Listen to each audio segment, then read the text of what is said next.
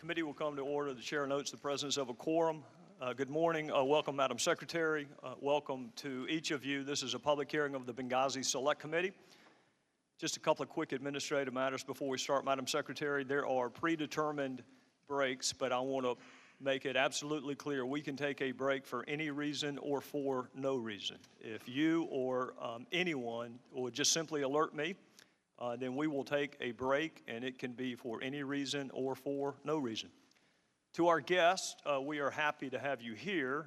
The witness deserves to hear the questions, and the members deserve to hear the answers. So proper decorum must be observed at all times. No reaction to questions or answers. No disruptions. Some committees take an incremental approach to decorum.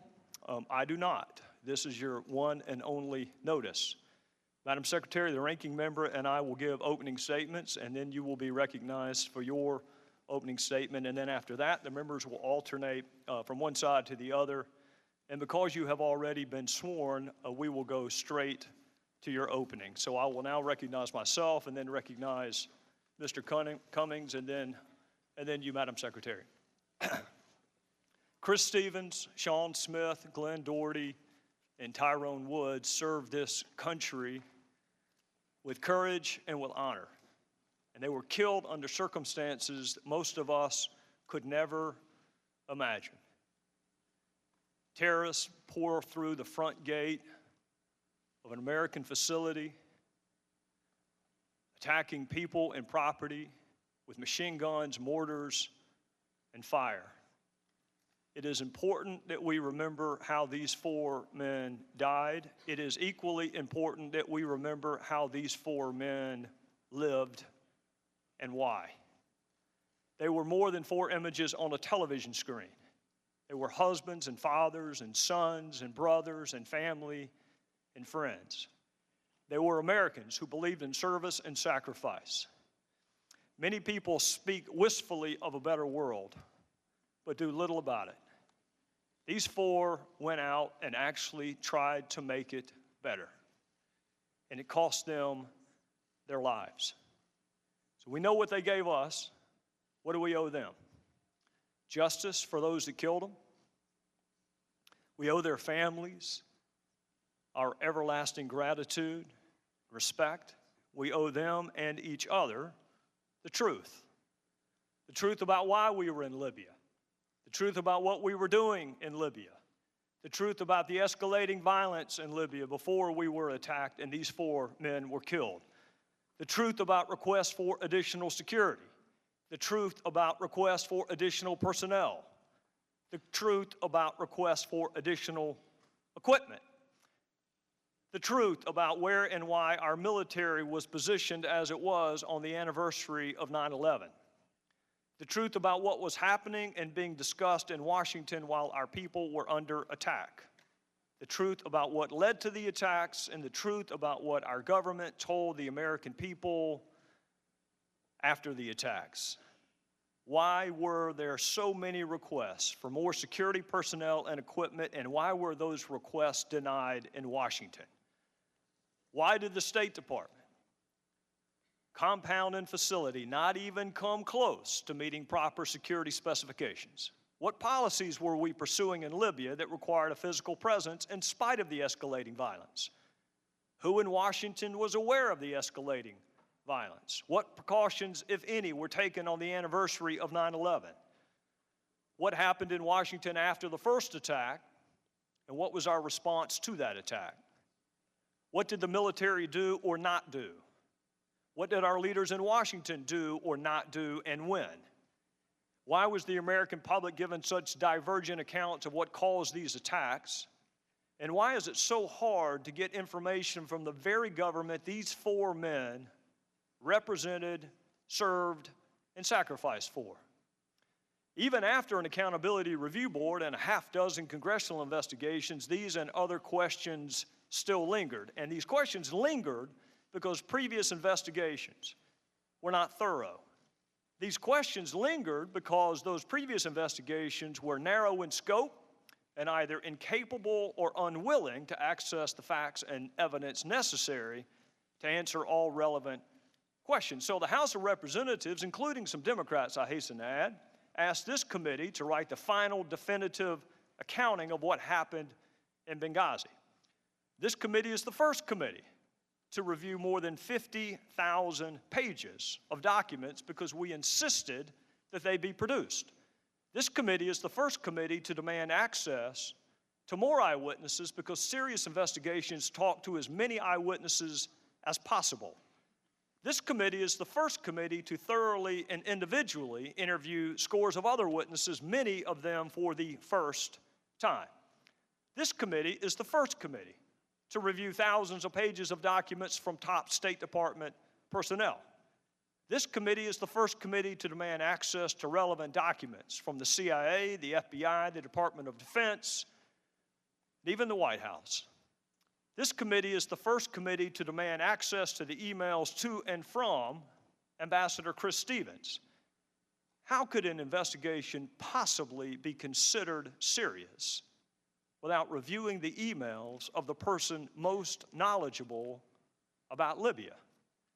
This committee is the first committee, the only committee, to uncover the fact that Secretary Clinton exclusively used personal email on her own personal server for official business and kept the public record, including emails about Benghazi and Libya, in her own custody and control for almost 2 years after she left office. You will hear a lot today about the Accountability Review Board. Secretary Clinton has mentioned it more than 70 times in her previous testimony before Congress. But when you hear about the ARB, you should also know the State Department leadership handpicked the members of the ARB. The ARB never interviewed Secretary Clinton. The ARB never reviewed her emails.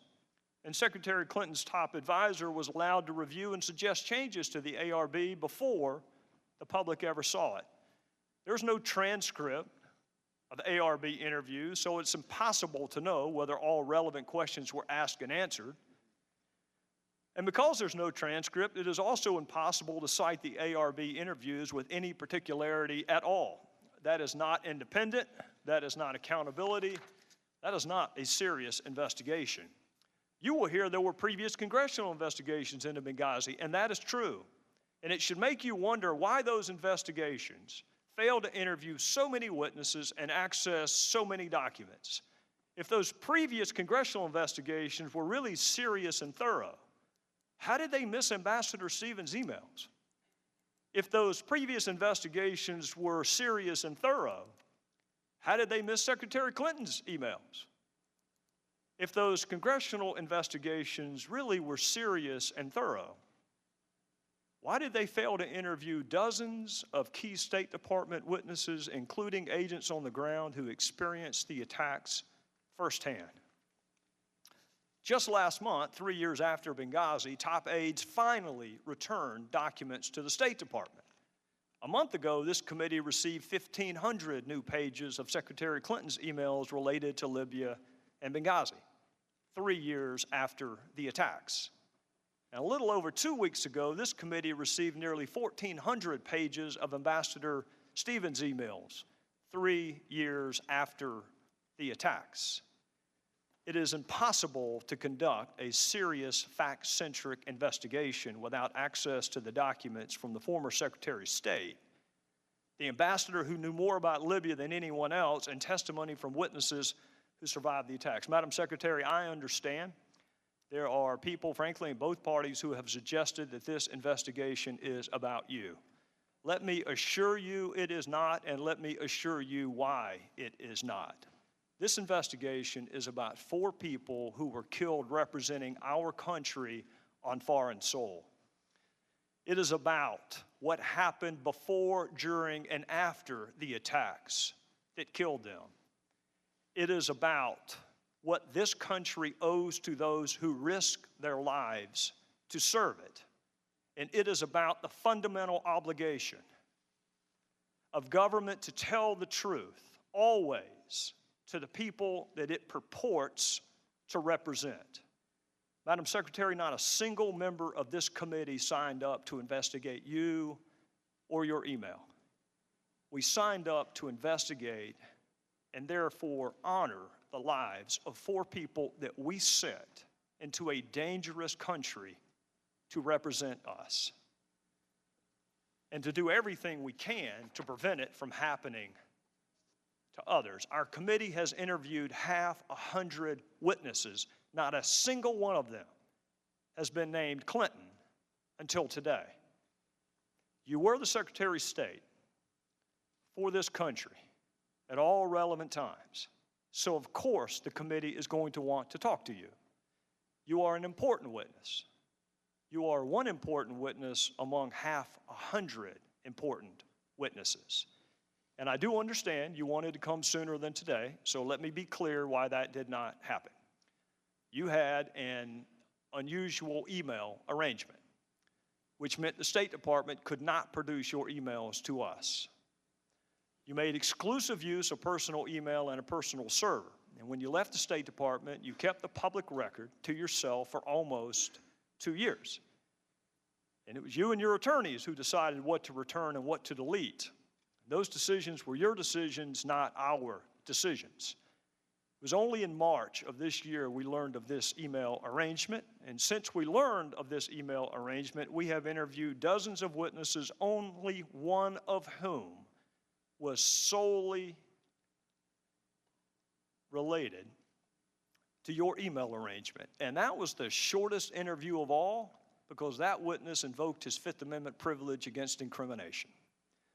Making sure the public record is complete is what serious investigations do, so it was important and remains important that this committee have access to all of Ambassador Stevens' emails, the emails of other senior leaders and witnesses, and it is important to gain access to all of your emails, Madam Secretary.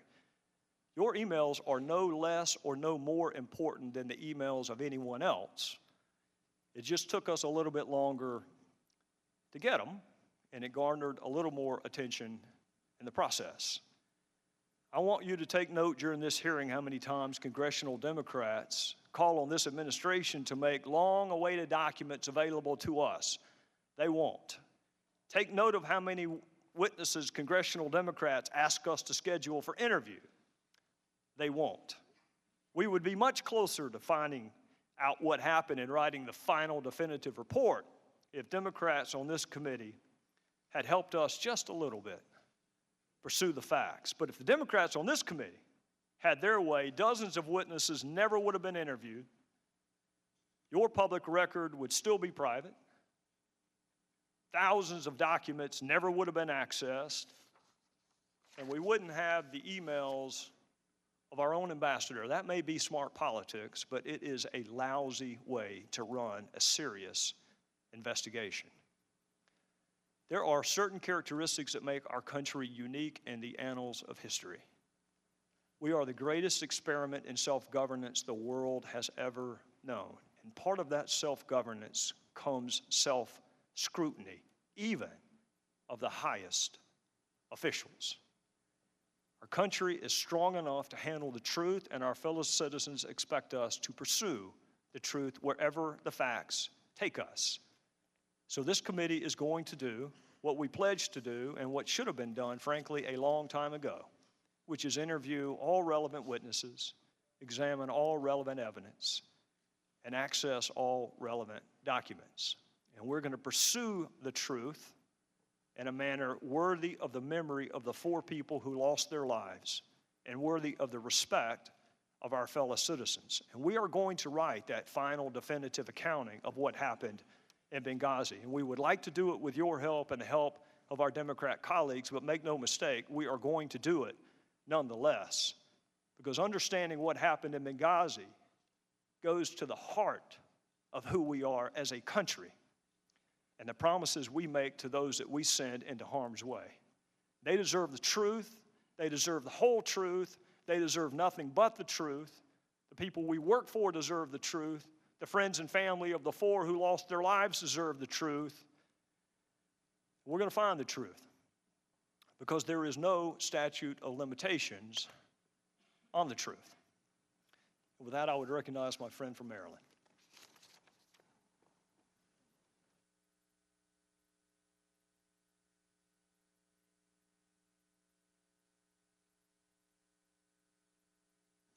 The truth, the whole truth, and nothing but the truth.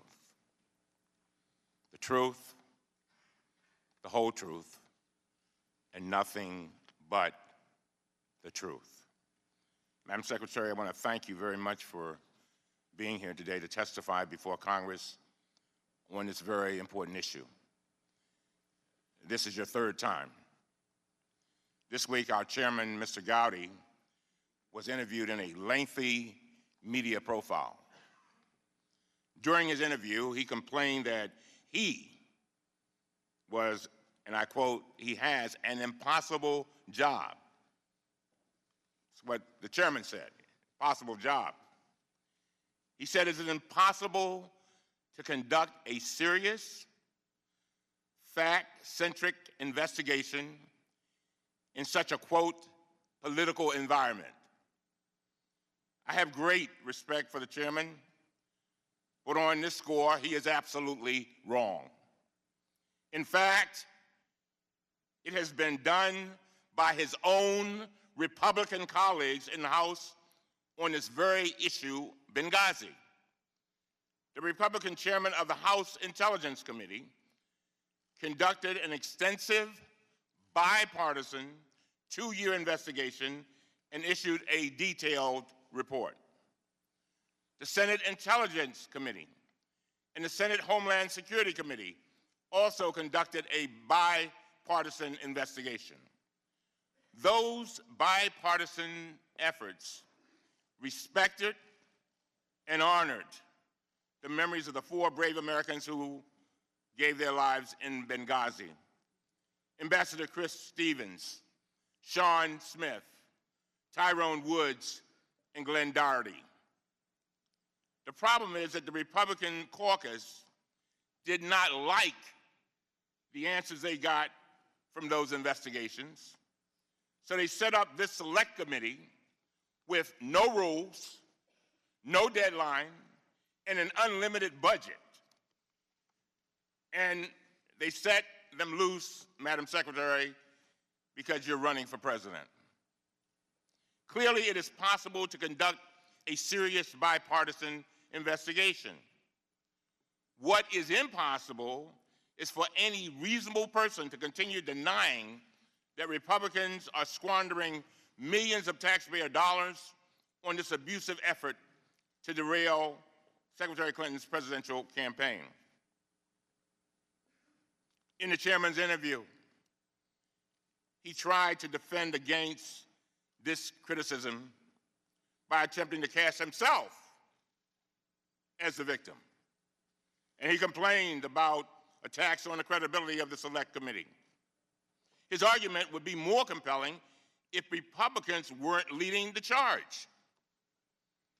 As we all know, Representative Kevin McCarthy, Speaker Boehner's second-in-command and the chairman's close friend, admitted that they established the Select Committee to drive down Secretary Clinton's poll numbers. Democrats didn't say that. The second-in-command in the House said that, a Republican. Republican Congressman Richard Hanna said the Select Committee was, quote, designed to go after Secretary Clinton. And one of the chairman's own hand-picked investigators, a self-proclaimed conservative Republican, charged that he was fired in part for not going along with these plans to, quote, hyper-focus on Hillary Clinton, end of quote. These stark admissions reflect exactly what we have seen inside the Select Committee for the past year. Let's just take a look at the facts. Since January, Republicans have canceled every single hearing on our schedule for the entire year, except for this one, Secretary Clinton. They also canceled numerous interviews that they had planned with the Defense Department and the CIA officials. Instead of doing that, they said what they were going to do. Republicans zeroed in on Secretary Clinton, her speechwriters, her IT staffers, and her campaign officials. This is what the Republicans did, not the Democrats. When Speaker Boehner established this Select Committee, He justified it by arguing that it would, quote, cross jurisdictional lines. I assume he meant we would focus on more than just Secretary of State. But Madam Secretary, you're sitting there by yourself. The Secretary of Defense is not on your left. The Director of the CIA is not on your right. That's because Republicans abandoned their own plans to question those top officials.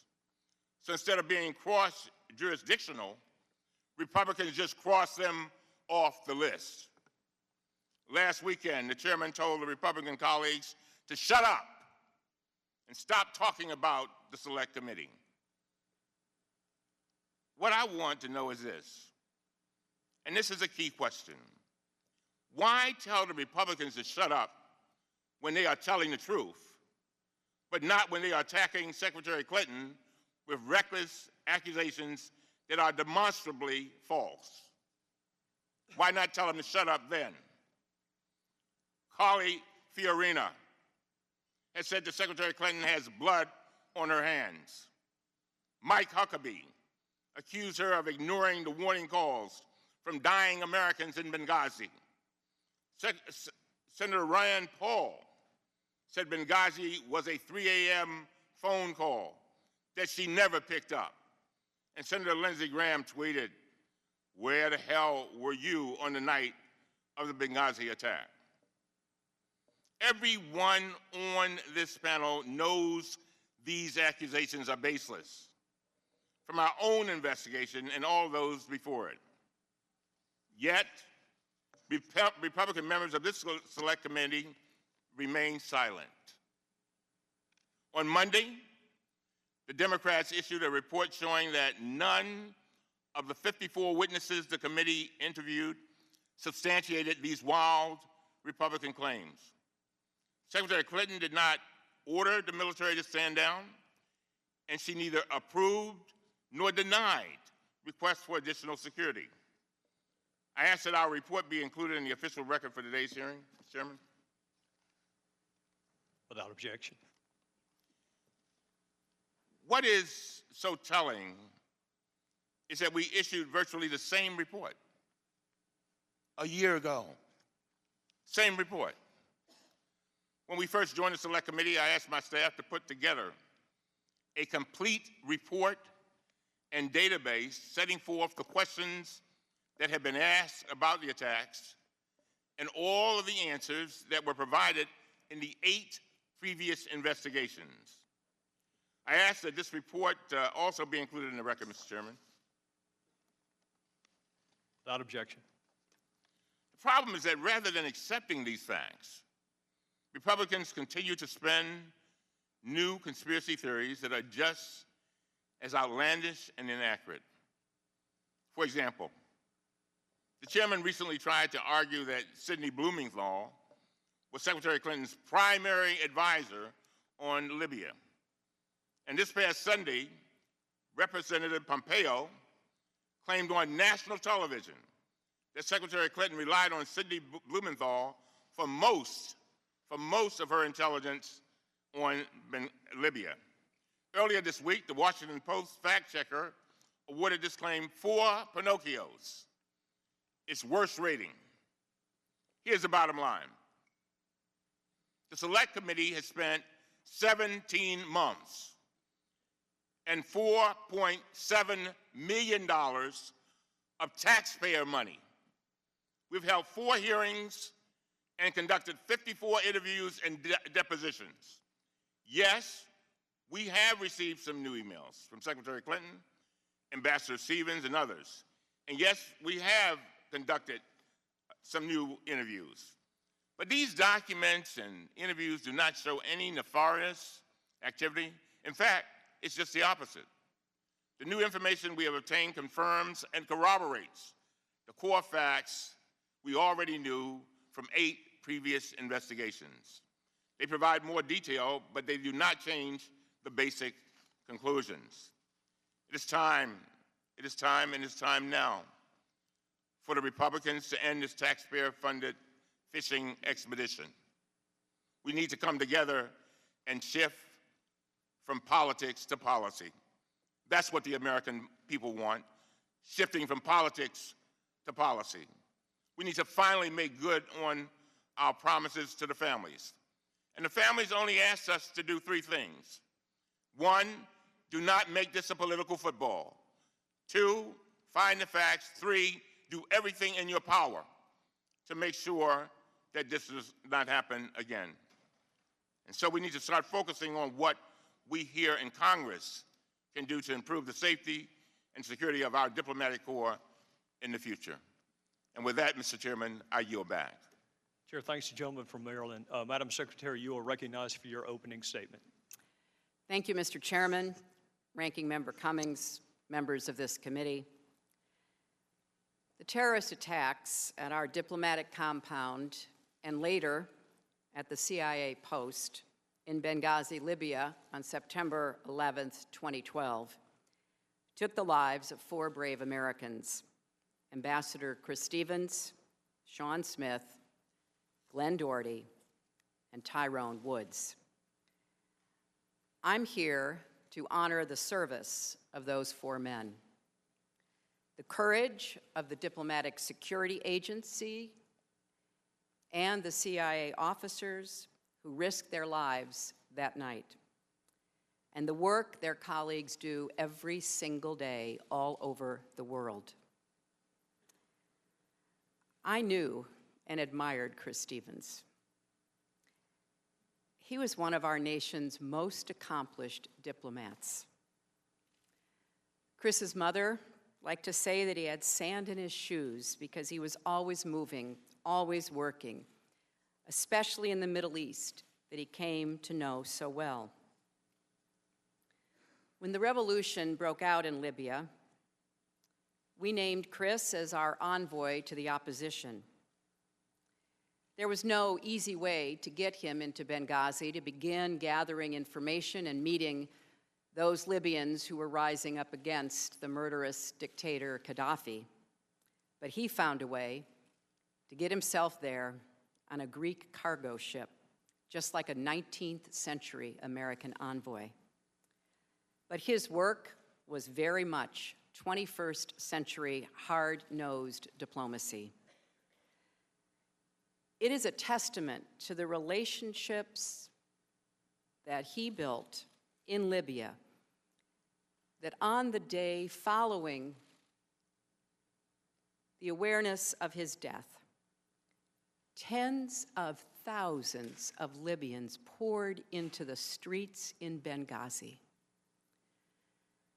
They held signs reading, "Thugs don't represent Benghazi or Islam.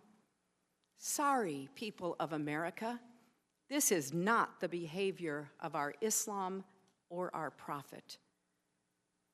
Chris Stevens, a friend to all Libyans. Although I didn't have the privilege of meeting Sean Smith personally, he was a valued member of our State Department family.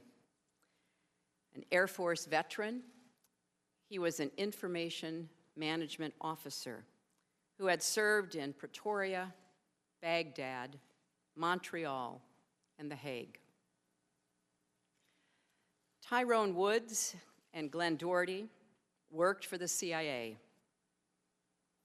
They were killed by mortar fire at the CIA's outpost in Benghazi, a short distance from the diplomatic compound. They were both former Navy SEALs and trained paramedics with distinguished records of service, including in Iraq and Afghanistan. As Secretary of State, I had the honor to lead and the responsibility to support nearly 70,000 diplomats and development experts across the globe. Losing any one of them, as we did in Iraq, Afghanistan, Mexico, Haiti, and Libya, during my tenure was deeply painful for our entire State Department and USAID family, and for me personally. I was the one who asked Chris to go to Libya as our envoy. I was the one who recommended him to be our ambassador to the president. After the attacks, I stood next to President Obama as Marines carried his casket and those of the other 3 Americans off the plane at Andrews Air Force Base. I took responsibility. And as part of that, before I left office, I launched reforms to better protect our people in the field and help reduce the chance of another tragedy happening in the future. What happened in Benghazi has been scrutinized by a nonpartisan, hard-hitting accountability review board, 7 prior congressional investigations, multiple news organizations, and of course, our law enforcement and intelligence agencies. So today, I would like to share 3 observations about how we can learn from this tragedy and move forward as a nation. First, America must lead in a dangerous world, and our diplomats must continue representing us in dangerous places. The State Department sends people to more than 270 posts in 170 countries around the world. Chris Stevens understood that diplomats must operate in many places where our soldiers do not, where there are no other boots on the ground, and safety is far from guaranteed. In fact, he volunteered for just those assignments. He also understood we will never prevent every act of terrorism or achieve perfect security, and that we inevitably must accept a level of risk to protect our country and advance our interests and values. And make no mistake, the risks are real. Terrorists have killed more than 65 American diplomatic personnel since the 1970s, and more than 100 contractors and locally employed staff. Since 2001, there have been more than 100 attacks on U.S. diplomatic facilities around the world. But if you ask our most experienced ambassadors, they'll tell you they can't do their jobs for us from bunkers. It would compound the tragedy of Benghazi if Chris Stevens' death and the death of the other 3 Americans ended up undermining the work to which he and they devoted their lives. We have learned the hard way, when America is absent, especially from unstable places, there are consequences. Extremism takes root, aggressors seek to fill the vacuum, and security everywhere is threatened, including here at home. That's why Chris was in Benghazi. It's why he had served previously in Syria, Egypt, Saudi Arabia, and Jerusalem during the Second Intifada. Nobody knew the dangers of Libya better. A weak government, extremist groups, rampant instability. But Chris chose to go to Benghazi because he understood America had to be represented there at that pivotal time.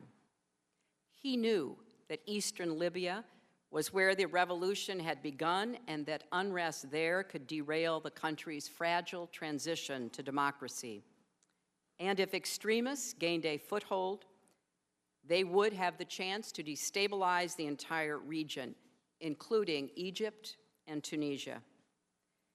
He also knew how urgent it was to ensure that the weapons Gaddafi had left strewn across the country, including shoulder-fired missiles that could knock an airplane out of the sky, did not fall into the wrong hands.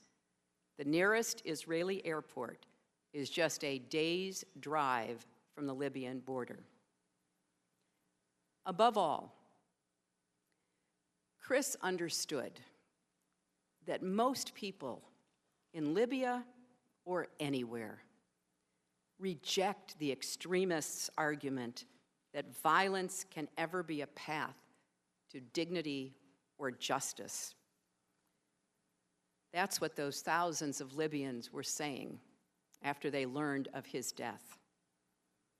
And he understood there was no substitute for going beyond the embassy walls and doing the hard work of building relationships.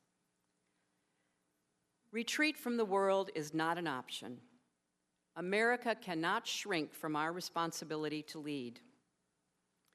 That doesn't mean we should ever return to the go-it-alone foreign policy of the past, a foreign policy that puts boots on the ground as a first choice rather than a last resort. Quite the opposite. We need creative, confident leadership that harnesses all of America's strengths and values, leadership that integrates and balances the tools of diplomacy, development, and defense. And at the heart of that effort must be dedicated professionals like Chris Stevens and his colleagues, who put their lives on the line for a country, our country, because they believed, as I do, that America is the greatest force for peace and progress the world has ever known. My second observation is this: we have a responsibility to provide our diplomats with the resources and support they need to do their jobs as safely and effectively as possible. After previous deadly attacks, leaders from both parties and both branches of government came together to determine what went wrong and how to fix it for the future. That's what happened during the Reagan administration, when Hezbollah attacked our embassy and killed 63 people, including 17 Americans. And then in a later attack, attacked our Marine barracks and killed so many more. Those two attacks in Beirut resulted in the deaths of 258 Americans. It's what happened during the Clinton administration when Al-Qaeda bombed our embassies in Kenya and Tanzania, killing more than 200 people, wounding more than 2,000 people, and killing 12 Americans. And it's what happened during the Bush administration after 9/11. Part of America's strength is we learn, we adapt, and we get stronger. After the Benghazi attacks, I asked Ambassador Thomas Pickering, one of our most distinguished and longest-serving diplomats, along with Admiral Mike Mullen, the former chairman of the Joint Chiefs of Staff appointed by President George W. Bush, to lead an accountability review board. This is an institution that the Congress set up after the terrible attacks in Beirut. There have been 18 previous accountability review boards. Only 2 have ever made any of their findings public. The one following the attacks on our embassies in East Africa, and the one following the attack on Benghazi. The Accountability Review Board did not pull a single punch.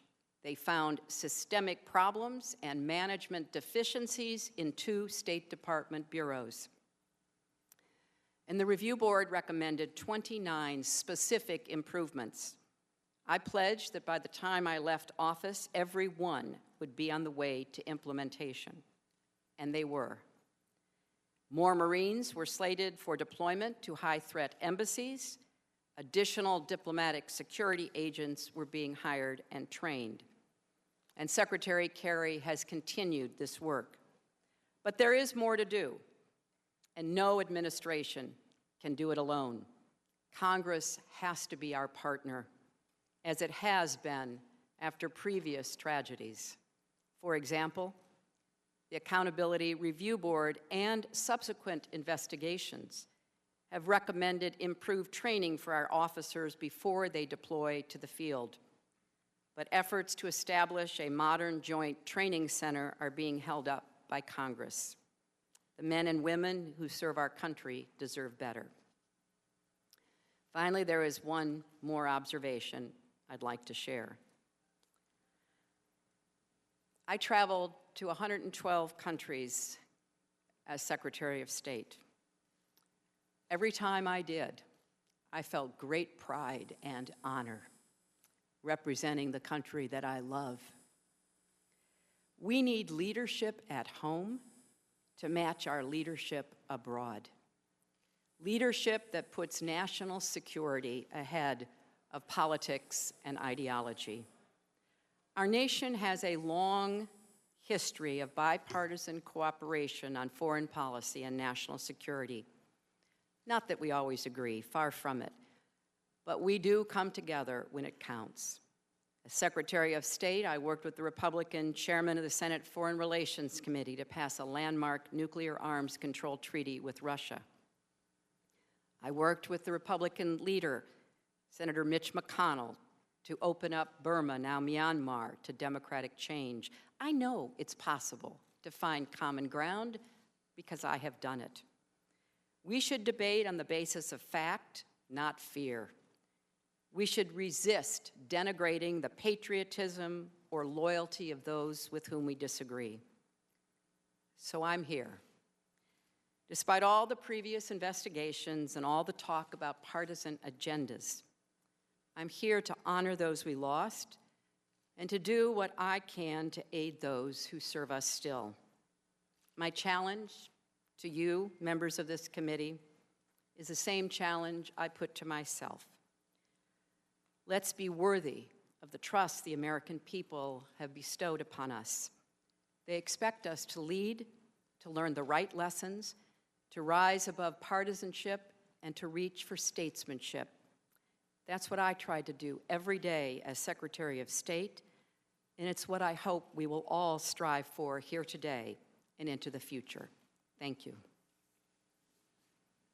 Thank you, Madam Secretary. I did not cut off your opening at all, nor would I think about doing so, because the subject matter is critically important and you deserve to be heard. I would just simply note that, and I don't plan on cutting off any of your answers. Our members have questions that we believe are worthy of being answered, so I would just simply note that we do plan to ask all of the questions in whatever precision and concision that you can give to the answers without giving short shrift to any of the answers would be much appreciated. And with that, I would recognize the gentleman from Illinois, Mr. Roscom. Good morning, Secretary Clinton. Jake Sullivan, your chief foreign policy advisor, wrote a TikTok on Libya memo on August 21st, 2011, and this was the day before the rebels took Tripoli. He titles it, quote, Secretary Clinton's leadership on Libya, in which he describes you as, quote, a critical voice and, quote, the public face of the U.S. effort in Libya and instrumental in tightening the noose around Gaddafi and his regime. But that didn't come easy, did it? Because you faced considerable opposition, and I can pause while you're reading your notes from your staff. One thing at a time, Congressman. Thanks. That didn't come easy, did it? That leadership role and that public face and so forth that I just mentioned?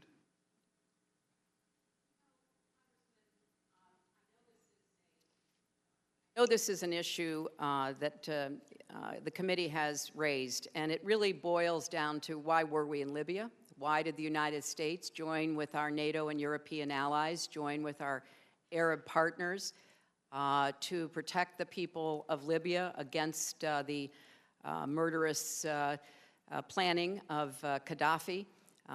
Why did we take a role alongside our partners in doing so? There were a number of reasons for that, and I think it is important to remind the American people where we were at the time when the people of Libya, like people across the region, rose up demanding freedom and democracy, a chance to chart their own futures. And Gaddafi threatened them with genocide, with hunting them down like cockroaches. And we were then approached with great intensity, our closest allies in Europe, people who felt very strongly, the French and the British, but others as well, that they could not stand idly by and permit that to happen so close to their shores with the unintended consequences that they worried about. And they asked for the United States to help. We did not immediately say yes. We did an enormous amount of due diligence in meeting with not only our European and Arab partners, but also with those who were heading up what was called the Transitional National Council. And we had experienced diplomats who were digging deep into what was happening in Libya and what the possibilities were before we agreed to provide very specific, limited help to the European and Arab efforts. We did not put one American soldier on the ground. We did not have one casualty. And in fact, I think by many measures, the cooperation between NATO and Arab forces was quite remarkable and something that we want to learn more lessons from. Secretary Clinton, you were meeting with opposition within the State Department from very senior career diplomats, in fact, and they were saying that it was going to produce a net negative for U.S. military intervention. For example, in a March 9th, 2011 email discussing what has become known as the Libya Options Memo, Ambassador Stephen Mull, then the Executive Secretary of the State Department, and one of the top career diplomats said this: "In the case of our diplomatic history, when we've provided material or tactical military support to people seeking to drive their leaders from power, no matter how just their cause, it's tended to produce net negatives for our interests over the long term in those countries." Now, we'll come back to that in a minute, but you overruled those career diplomats. I mean, they report to you, and you're the chief diplomat of the United States. Go ahead and read the note if you need to. I have to. I'm not done with my question. I'm just giving you the courtesy of reading your notes. That's all right. All right. They were pushing back, but you overcame those objections. But then you had another big obstacle, didn't you? And that was the White House itself. There were senior voices within the White House that were opposed to military action. Vice President Biden, Department of Defense, Secretary Gates, the National Security Council, and so forth. But you persuaded President Obama to intervene militarily. Isn't that right? Well, Congressman, I think it's important to point out there were many in the State Department who believed it was very much in America's interests and in furtherance of our values to protect the Libyan people, to join with our European allies and our Arab partners. The ambassador, who had to be withdrawn from Libya because of direct attack or direct threats to his physical safety, but who knew Libya very well, Ambassador Kretz, was a strong advocate for doing what we could to assist the Europeans and the Arabs. I think it's fair to say there were concerns and there were varying opinions about what to do, how to do it, and the like.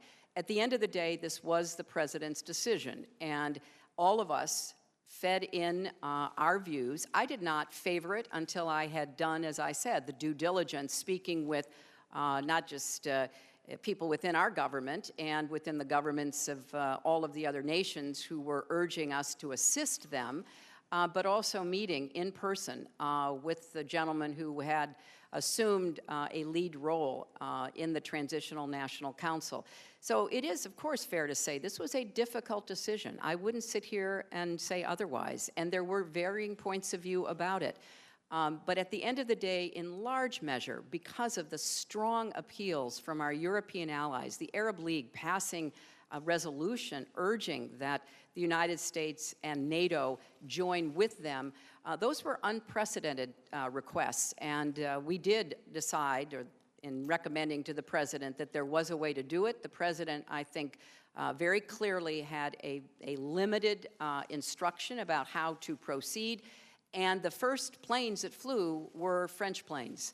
And I think what the United States provided was some of our unique capacity. But the bulk of the work militarily was done by Europeans and Arabs. Well, I think you're underselling yourself. You got the State Department on board, you convinced the president, you overcame the objections of Vice President Biden and Secretary of Defense Gates. the National Security Council, and you had another obstacle then, and that was the United Nations. And you were able to persuade the Russians, of all things, to abstain, and had you not been successful in arguing that abstention, the Security Council Resolution 1973 wouldn't have passed because the Russians had a veto. So you overcame that obstacle as well. Isn't that right? Well, Congressman, it is right that after doing my due diligence and reviewing the various options and the potential consequences of pursuing each of them, I was in favor of the United States joining with our European allies and our Arab partners, and I also was in favor of obtaining UN Security Council support because I thought that would provide greater legitimacy. In that, of course, our ambassador to the UN was very influential and successful in making the case to her colleagues. But this was at the behest of and the direction of the president once he was presented with the varying arguments. And you presented Congressman, the argument. I have been in a number of Situation Room discussions. I remember very well the very intense conversation over whether or not to launch the Navy SEALs against the compound we thought in Abbottabad that might house bin Laden. There was a split in the advisors around the president. Eventually, the president makes the decision. I supported doing what we could to support our European and Arab partners in their effort on a humanitarian basis, a strategic basis, to prevent Gaddafi from launching and carrying out mass massacres. There was another obstacle that you overcame, and that was the Arabs themselves. Jake Sullivan sent you an email, and he said this: I think you should call. It will be painful 10 minutes, but you will be the one who delivered Arab support. And that's a Jake Sullivan email of March 17th to you, asking you to call the Secretary General of the Arab League. So to put this in totality, you were able to overcome opposition within the State Department. You were able to persuade the president. You were able to persuade the United Nations and the international community. You made the call to the Arabs and brought them home. You saw it, you drove it, you articulated it, and you persuaded people. Did I get that wrong? Well, Congressman, I was the Secretary of State. My job was to conduct the diplomacy, and the diplomacy consisted of a long series of meetings and phone calls, both here in our country and abroad, to take the measure of what people were saying and whether they meant it. We had heard sometimes before from countries saying, well, the United States should go do this. And when we'd say, well, what will you do in support of us? There was not much coming forth. This time, if they wanted us to support them in what they saw as an action vital to their respective national security interests, I wanted to be sure that they were going to bear the bulk of the load, and in fact, they did. What the United States did, as I've said, was use our unique capacities. As I recall, if you want it in monetary terms, slightly over $1 billion or less than what we spend in Iraq in one day is what the United States committed in support of our allies. You know, we ask our Secretary, allies to do a lot for us, expiring. Congressman. Let me reclaim They my had time. asked for us to help them. Let me reclaim my time because it's expiring. Actually, you summed it up best when you emailed your senior staff and you said of this interchange, you said it's good to remind ourselves and the rest of the world that this couldn't have happened without us. And you were right, Secretary Clinton.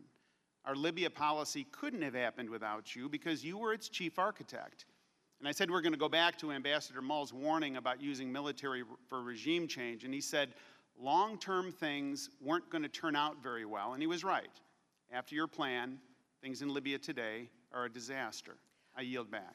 Well, we'll have more time, I'm sure, to talk about this because that's not a view that I will ascribe to. Thank the gentleman from Illinois and recognize the gentleman from Maryland. Thank you very much, Madam Secretary. Again, I want to thank you for being here. I want to start with the number one question that Republicans claim has not been answered in 8 previous investigations. Yesterday, the chairman wrote an op-ed, and he said this is his top unanswered question about Benghazi. And it is, and I quote, why our people in Libya and Benghazi made so many requests for additional security personnel, and equipment and why those requests were denied? I'm going to give you a chance to answer that in a minute. Secretary Clinton, as you know, this exact question has been asked many times and answered many times. Let's start with the Accountability Review Board. Now, a moment ago, you talked about Admiral Mullen, but you also appointed another very distinguished gentleman, Ambassador Pickering. And, of course, Admiral Mullen served under Republican administrations, and Ambassador Pickering, who I have a phenomenal amount of respect for, served 40 years, as you know, as a part of our diplomatic corps. He served under George H.W. Bush, and he also served as UN ambassador he also served under Reagan. Now, I'm just wondering, let me go back to that question. Why our people in Libya and Benghazi made so many requests, and then I want you to comment, it seems to be an implication that the ARB, Accountability Review Board, was not independent. And I think the chairman said they were handpicked by you. Of course, that's done by law. But would you comment on those two things, please? Yes, I'd be happy to. You know, as I said in my opening statement, I take responsibility for what happened in Benghazi. I felt a responsibility for all 70,000 people working at the State Department and USAID. I take that very seriously. As I said with respect to security requests in Benghazi back when I testified in January of 2013, those requests and issues related to security were rightly handled by the security professionals in the department. I did not see them, I did not approve them, I did not deny them. Ambassador Pickering and Admiral Mullen make this case very clearly in their testimony before your committee and in their public comments. These issues would not ordinarily come before the Secretary of State, and they did not in this case. As Secretary, I was committed to taking aggressive measures to ensure our personnel's and facilities were as safe as possible. And certainly when the nonpartisan, critical report from the Accountability Review Board came forward, I took it very seriously, and that's why I embraced all of their recommendations and created a new position within the Diplomatic Security Bureau specifically to evaluate high-risk posts. I think it's important also to mention, Congressman, that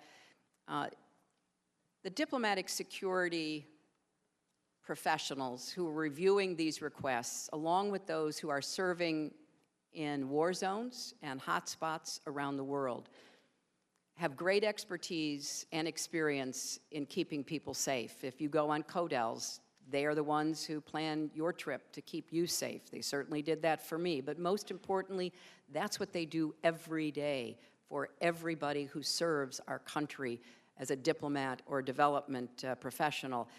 And I was not going to second guess them. I was not going to substitute my judgment, which is not based on experience that they have in keeping people safe for theirs. And the changes that were recommended by the Accountability Review Board are ones that we thought made sense and began quickly to implement. Now, the ARB, after conducting, Madam Secretary, more than 100 interviews, identified specific employee at the State Department who denied these requests. It was Deputy Assistant Secretary of the Bureau of Diplomatic Security, Charlene Lamb, and again, she did come before the Oversight Committee. The ARB report was very critical of her. It was also critical of her two supervisors, Principal Deputy Assistant Secretary and the Assistant Secretary for Diplomatic Security. The Oversight Committee found the same answer as the ARB. It found that this official denied these requests and it found no evidence that you approved or denied them. The problem is that Republicans just keep asking the same question over and over again and pretend they don't know the answer. In 2013, the Republican chairman of 5 House committees issued a report falsely accusing you personally of denying these requests in a cable over your signature. The next day, the chairman of the Oversight Committee, Darrell Issa, went on national television and accused you of the same thing. Can we play that clip, please?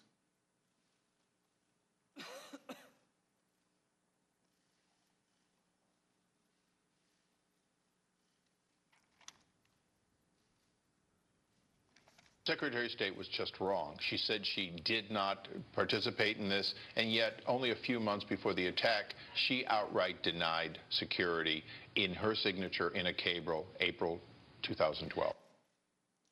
Do you remember that allegation, Madam Secretary? I do. Well, when the Washington Post fact checker examined this claim, they gave it 4 Pinocchios. They called it a whopper. It turns out that the Republicans had a copy of that cable, but they didn't tell the American people that your so-called signature was just a stamp that appeared on millions of cables from the State Department every single year. Is that right? That's correct. Now, Madam Secretary, my goal has always been to gather facts and to defend the truth, the whole truth and nothing but the truth. Last year, I asked our staff to compile an asked and answered database, and this specific issue was answered thoroughly. On Monday, we put out another report, and this issue was addressed yet again. But the Republicans want to keep this attack going, so they are now trying to argue that we have new emails that raise new questions. The truth is that we have reviewed these emails, and they don't contradict the previous conclusions. They confirm them. They corroborate them. We've reviewed emails from Ambassador Stevens, and they show that he asked Charlene Lamb for more security. Nothing we have obtained, not the new interviews or the new emails, changes the basic facts we have known for 3 years. Secretary Clinton, let me ask one final question, and please take as much time as you want to answer this. There's no evidence to support the Republican claims that you personally rejected security requests. So some have argued that since you knew the danger was increasing in Libya, you should have been in there making detailed decisions about whether there should be 5, 7, or even 9 security officers at any given post. Madam Secretary, I know you have answered over again. You might want to just elaborate and just, I have a minute and 7 seconds. Well, thank you, Congressman. I think there has been some confusion, and I welcome the opportunity to try to clarify it to the best of my ability. With respect, as you rightly point out, the claims that were made about the cables, I think you have explained the fact, which is that it's the long-standing tradition of the State Department for cables from around the world to be sent to and sent from the State Department under the signature, over the signature of the Secretary of State. It's a stamp. It's just part of the tradition. There are millions of them, as you point out.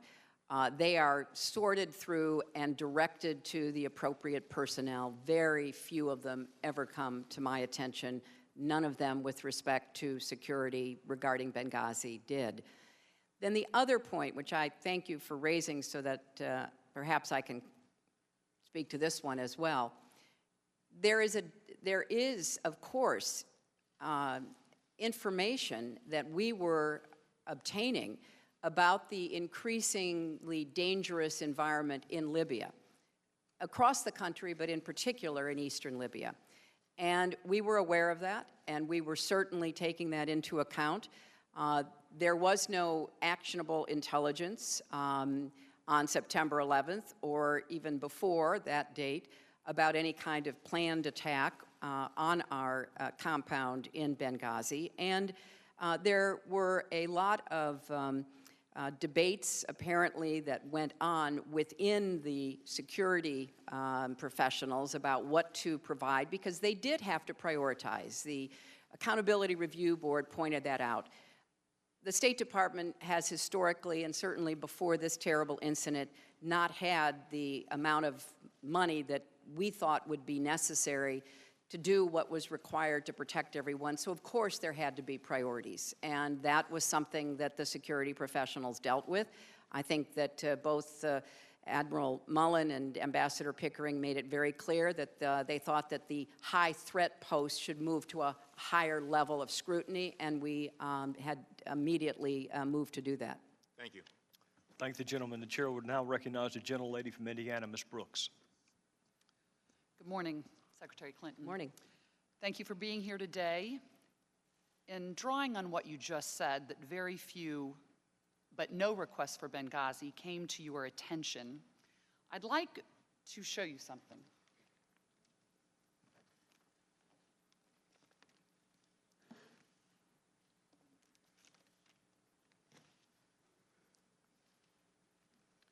This pile represents the emails that you sent or received about Libya in 2011, from February through December of 2011. This pile represents the emails you sent or received from early 2012 until the day of the attack. There are 795 emails in this pile. We've counted them. There are 67 emails in this pile in 2012. And I'm troubled by what I see here. And so my questions relate to these piles. In this pile in 2011, I see daily updates, sometimes hourly updates, from your staff about Benghazi and Chris Stevens. When I look at this pile, in 2012, I only see a handful of emails to you from your senior staff about Benghazi, and I have several questions for you about this disparity, because we know from talking to your senior advisors that they knew, and many of them are here today, seated behind you, they knew to send you important information, issues that were of importance to you, and I can only conclude by your own records that there was a lack of interest in Libya in 2012. So let's first focus, though, on this pile and what was happening in Libya in 2011. We had an ambassador to Libya, Ambassador Kretz, but you've told us that, and you told us in your opening, you handpicked Chris Stevens to be your special representative in Benghazi, and you sent him there. And by your own emails, most have provided last February, a few provided just a few weeks ago. They show that in March of 11, so we're in March of 11, you had Chris Stevens join you in Paris, where you were meeting with the leader of the Libyan revolution. And after Paris, that is when, as you talked about, Chris Stevens went into Benghazi, I believe in April 5th of 2011, on that Greek cargo ship. How long was he expected to stay? What were Chris Stevens' orders from you about Libya and about Benghazi specifically?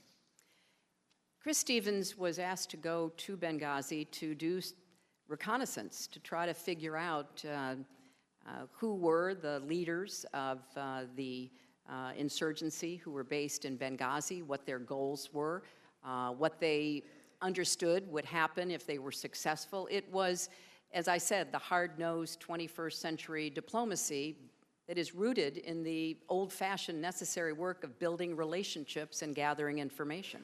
How long was he anticipated to stay in Benghazi? Do you recall? It was open-ended. We were, in discussing it with him, unsure as to how productive it would be, whether it would be appropriate for him to stay for a long time or a short time. That was very much going to depend upon Chris's own assessment. We knew we were sending someone who understood the area, who understood the language, who understood a lot of the personalities because of the historical study that he used to love to do, and we were going to be guided by what he decided. I'd like to draw your attention to an email. It's an email found at tab 1. It's an Ops Center email that was forwarded to you from Huma Abedin on Sunday, March 27th, that says at the bottom of the email, so the current game plan is for Mr. Stevens to move no later Wednesday from Malta to Benghazi, but the bottom of the email says the goal of this one-day trip is for him to lay the groundwork for a stay of up to 30 days. So just to refresh that recollection, I believe initially the goal was to go in for 30 days. Were you personally briefed on his security plan prior to him going into Libya? Because Yes, at that time, if I'm not mistaken, I'm sorry to interrupt, Gaddafi's forces were still battling the rebels, correct? Right. That's right. And so what were you personally briefed before you sent Mr. Stevens into Benghazi? I was personally told by the officials who were in the State Department who were immediately above Chris, who were making the plans for him to go in, that it was going to be expeditionary diplomacy.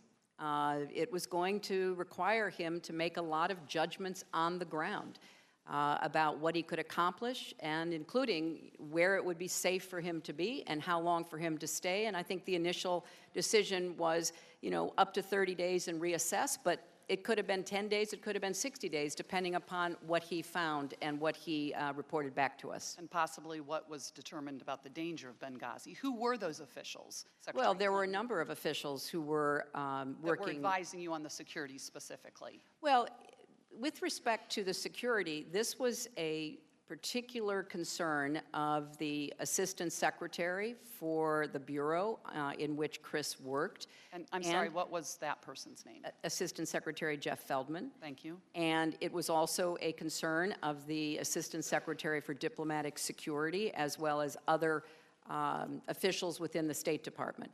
And I think it's fair to say, Congresswoman, this was, we all knew, a risky undertaking. And it was something that was, as I said in my opening statement, more reminiscent of the way diplomacy was practiced back in the 19th century, because we didn't have the internet. We didn't have instantaneous communications. You would send diplomats and envoys into places and not hear from them for maybe months. This was obviously not of that kind, but it was not that different in degree from what we had done before, and it was a risky undertaking and one which Chris volunteered for and was anxious to undertake. And it was so risky, I'd like to pull up another email from the Ops Center that was forwarded to you from Ms. Abedin on Sunday, April 10th. So he had been there about 5 days, and it indicates that the situation in Ajdabiya had worsened to the point where Stevens is considering departing from Benghazi. This is within 5 days of him going in. Were you aware of that concern within the first 5 days that he had gone in? Yeah. And did anyone share that with you? And Yes. who did share that with you? We were aware because we were really counting on Chris to guide us and give us the information from the ground. We had no other sources. There was no American outpost. There was no, American military presence. Eventually, other Americans representing different agencies were able to get into Benghazi and begin to do the same work, but they, of course, couldn't do that work overtly, which is why we wanted a diplomat who could be publicly meeting with people to try to get the best assessment. But it was always going to be a constant risk, and we knew that. And so let me go back to the risk in 2011, because there was a lot of communication, once again, from your senior staff, from the State Department, to you or from you in 2011. And in fact, that is when Gaddafi fell. He fell in 2011. But then, when we go to 2012, Libya, Benghazi, Chris Stevens, the staff there, they seem to fall off your radar in 2012, and the situation's getting much worse in 2012. It was getting much worse. And let me just share for you, in your records that we have reviewed, there is not one email to you or from you in 2012 when an explosive device went off at our compound in April. There's not a single email in your records about that explosive device. So my question is, this was a very important mission in 2011. You sent Chris Stevens there, but yet when our compound is attacked in 2012, what kind of culture was created in the State Department that your folks couldn't tell you in an email about a bomb in April of 2012? Well, Congresswoman, I did not conduct most of the business that I did on behalf of our country on email. I conducted it in meetings. I read massive amounts of memos, great deal of classified information. I made a lot of secure phone calls. I was in and out of the White House all the time. There were a lot of things that happened that I was aware of and that I was reacting to.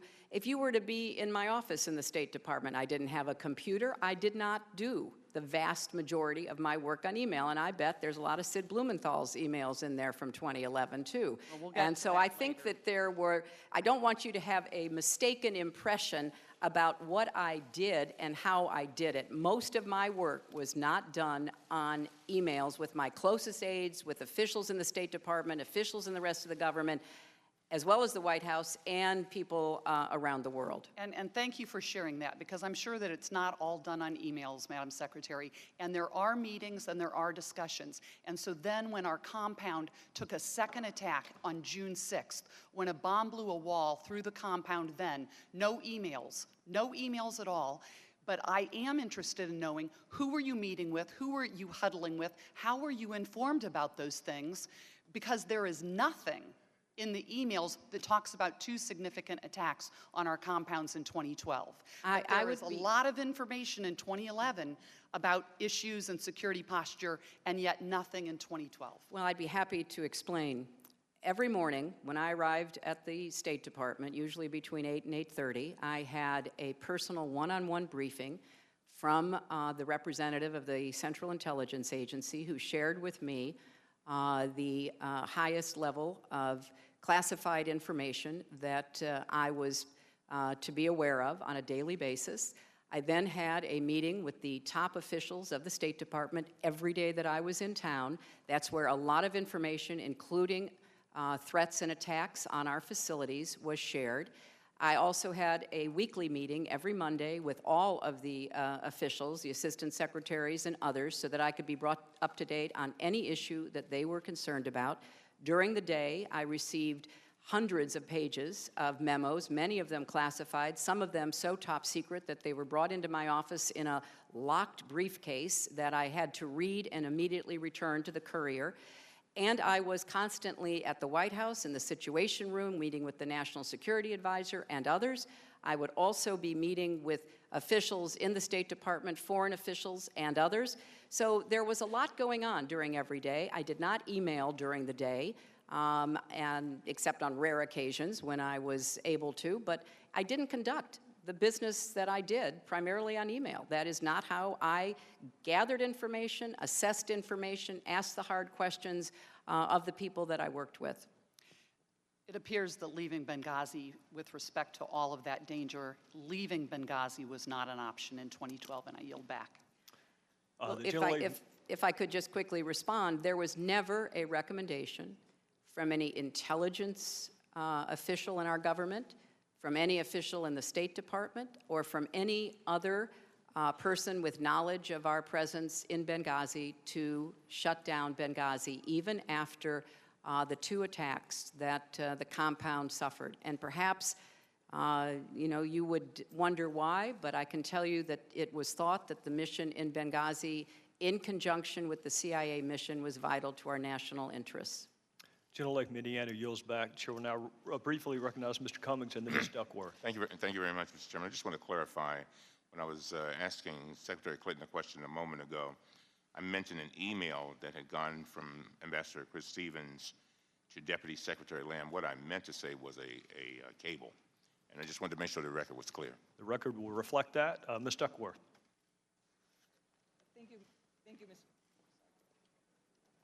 Thank you, Mr. Chairman. Secretary Clinton, I'm pleased that you finally have the opportunity to be here. Before I start my line of questioning, I just want to clarify with regards to the April-June 2012 incidents. I believe that the procedure that the State Department had for these types of incidents was to actually hold what are called emergency action committee hearings on the ground immediately. And in fact, there were at least 5 on the records for June alone on the ground in both Tripoli and Benghazi, and that is the correct procedure for handling such instances. Is that not correct? That's correct. Thank you. Secretary Clinton, my focus and my job on this committee is to make sure that we never put brave Americans like Ambassador Stevens, Sean Smith, Tyrone Woods, and Glenn Doherty ever on the ground again anywhere in the world without the protection that they so rightly deserve. Having flown combat missions myself in some dangerous places, I understand the dedication of our men and women who choose to serve this country overseas. I have a special affinity for the diplomatic corps because these are folks who go in without the benefit of weapons, without the benefit of military might, armed only with America's values and diplomatic words and a handshake to forward our nation's interests globally. So I am absolutely determined to make sure that we safeguard, in the name of our heroic dead, our men and women in the diplomatic corps, wherever they are around the world. So the bottom line for me, I'm a very mission-driven person. The bottom line for me is, with respect to examining what went wrong in Benghazi, is clear. Let's learn from those mistakes, and let's figure out what we need to do to fix them. I've only been in Congress not quite 3 years, almost 3 years. And in this time, I've actually served on 2 other committees in addition to this one that has looked at the Benghazi attacks, both armed services and oversight and government reform. So I've had a chance to really look at all of these documents.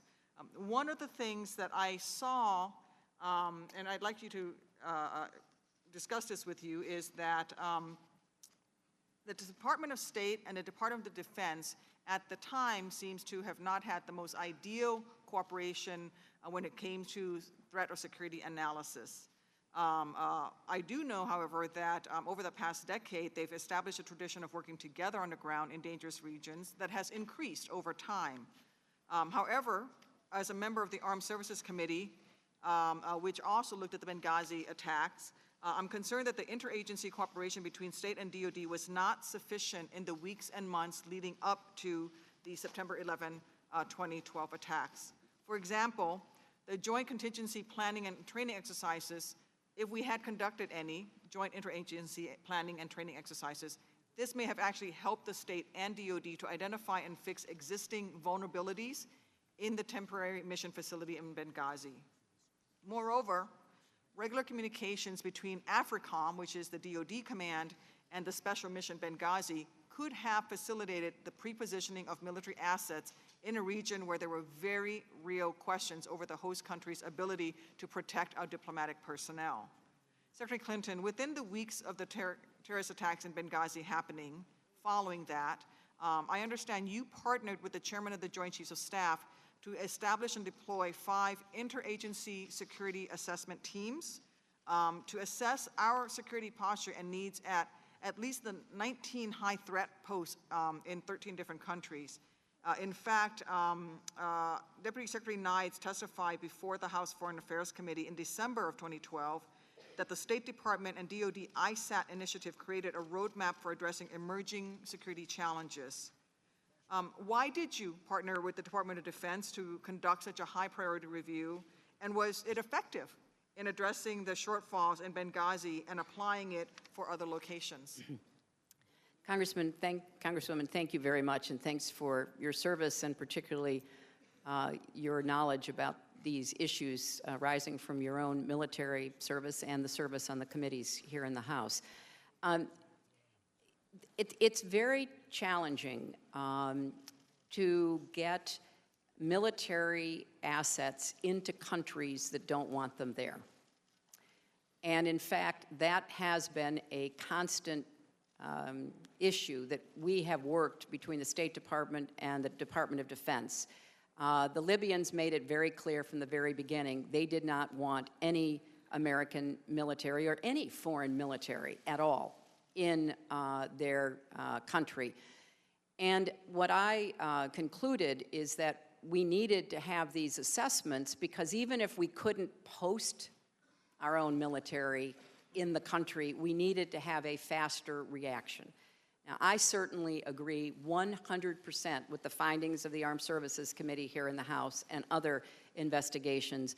Our military did everything they could. They turned over every rock. They tried to deploy as best they could to try to get to Benghazi. It was beyond the geographic range. They didn't have assets nearby because we don't have a lot of installations and military personnel that are in that immediate region. So following what happened in Benghazi, the chairman of the Joint Chiefs, General Dempsey, and I agreed to send out mixed teams of our diplomatic security and their top security experts from the Defense Department to get a better idea of the 19 high-threat posts, and that's exactly what we did. And it gave us some guidance to try to have better planning ahead of time. I know Admiral Mullen testified that it would be beyond the scope of our military to be able to provide immediate reaction to 270 posts, but that's why we tried to narrow down. And of course, we do get help from our military in war zones. The military has been incredibly supportive of our embassy in Kabul and our embassy in Baghdad. But we have a lot of hotspots now and very dangerous places that are not in military conflict areas where we have American military presence. So we wanted to figure out how we could get more quickly a fast reaction team to try to help prevent what happened in Benghazi.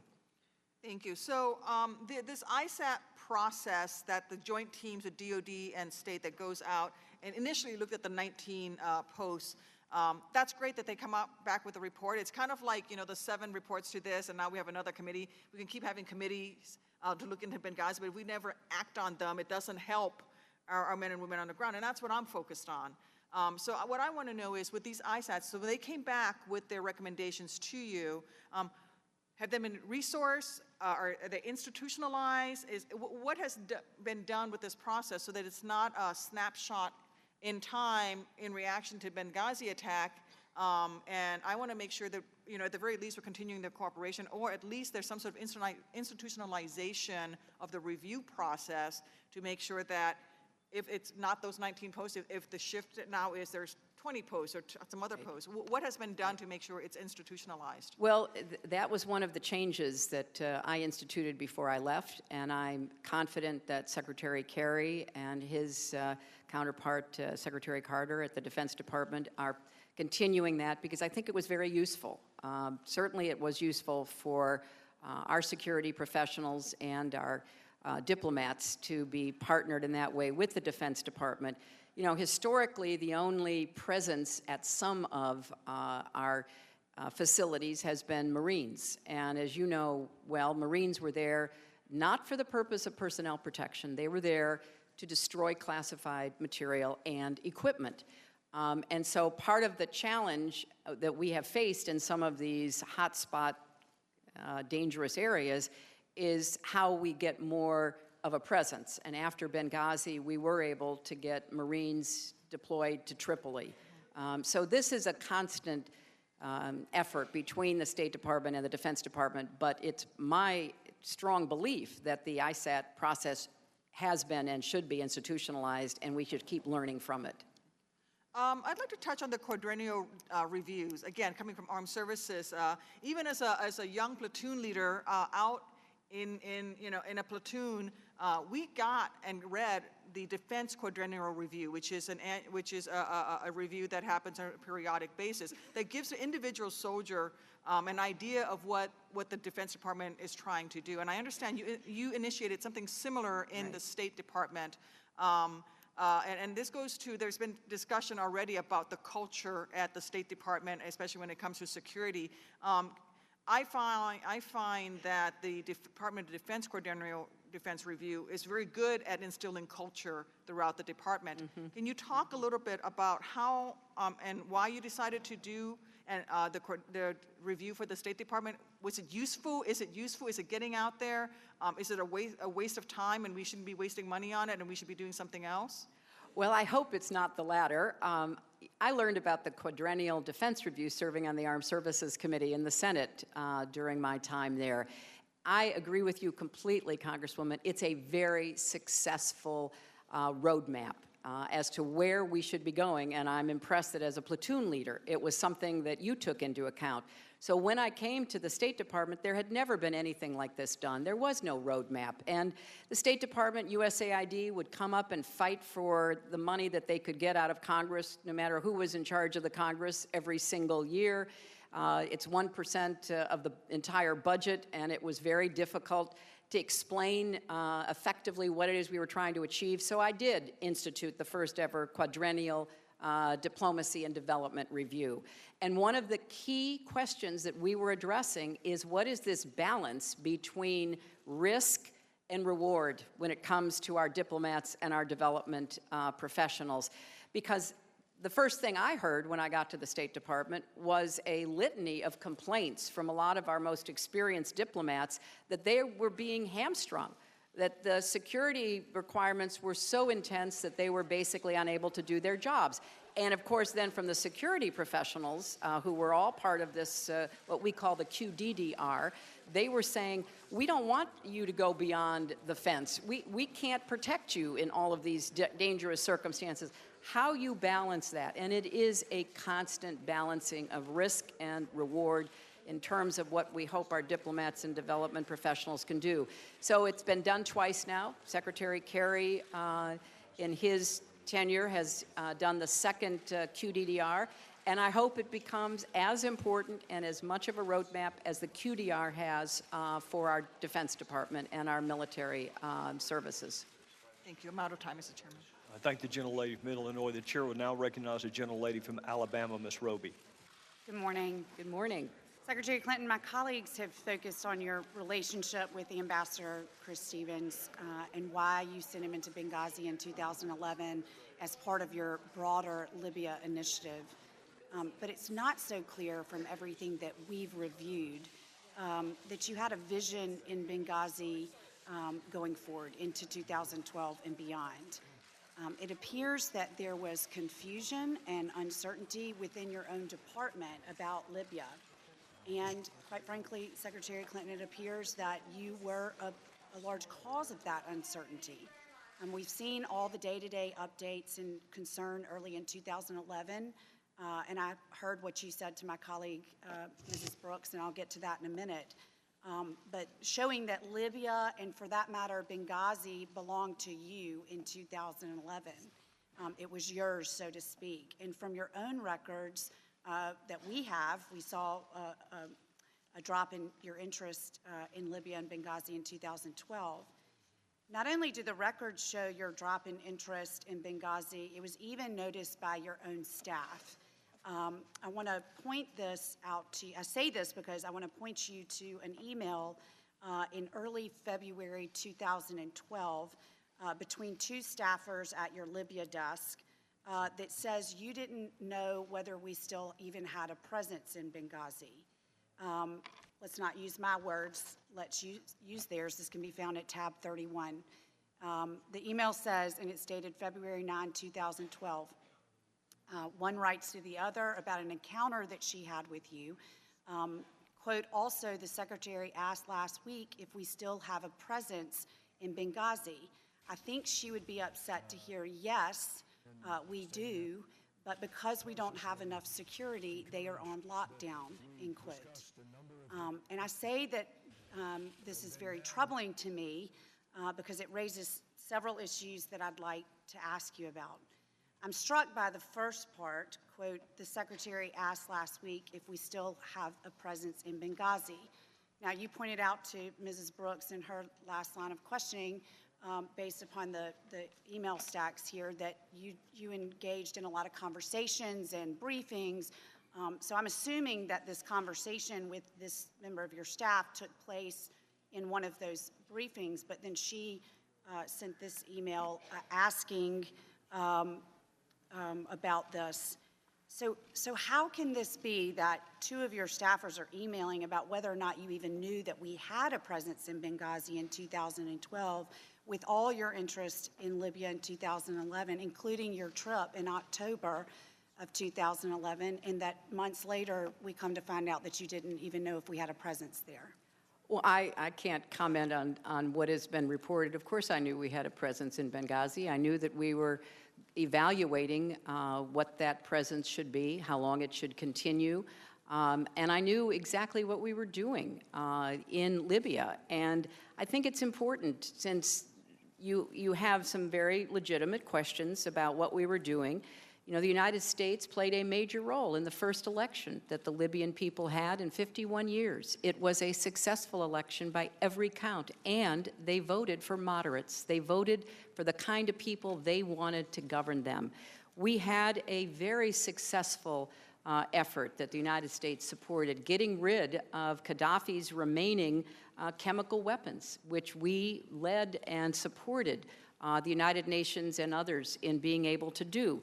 We were combating the proliferation of weapons. That's one of the reasons why there was a CIA presence in Benghazi, because we were trying to figure out how to get those weapons out of the wrong hands and get them collected in a way and destroyed.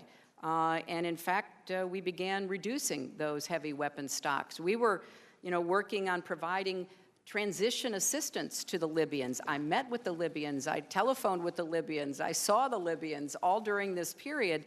And it was hard because a lot of them knew what they wanted, but they didn't know how to get from where they were to that goal. And we did an enormous amount of work. My two deputies, Tom Nides and Bill Burns, went to Libya. Other officials in the State Department went to Libya.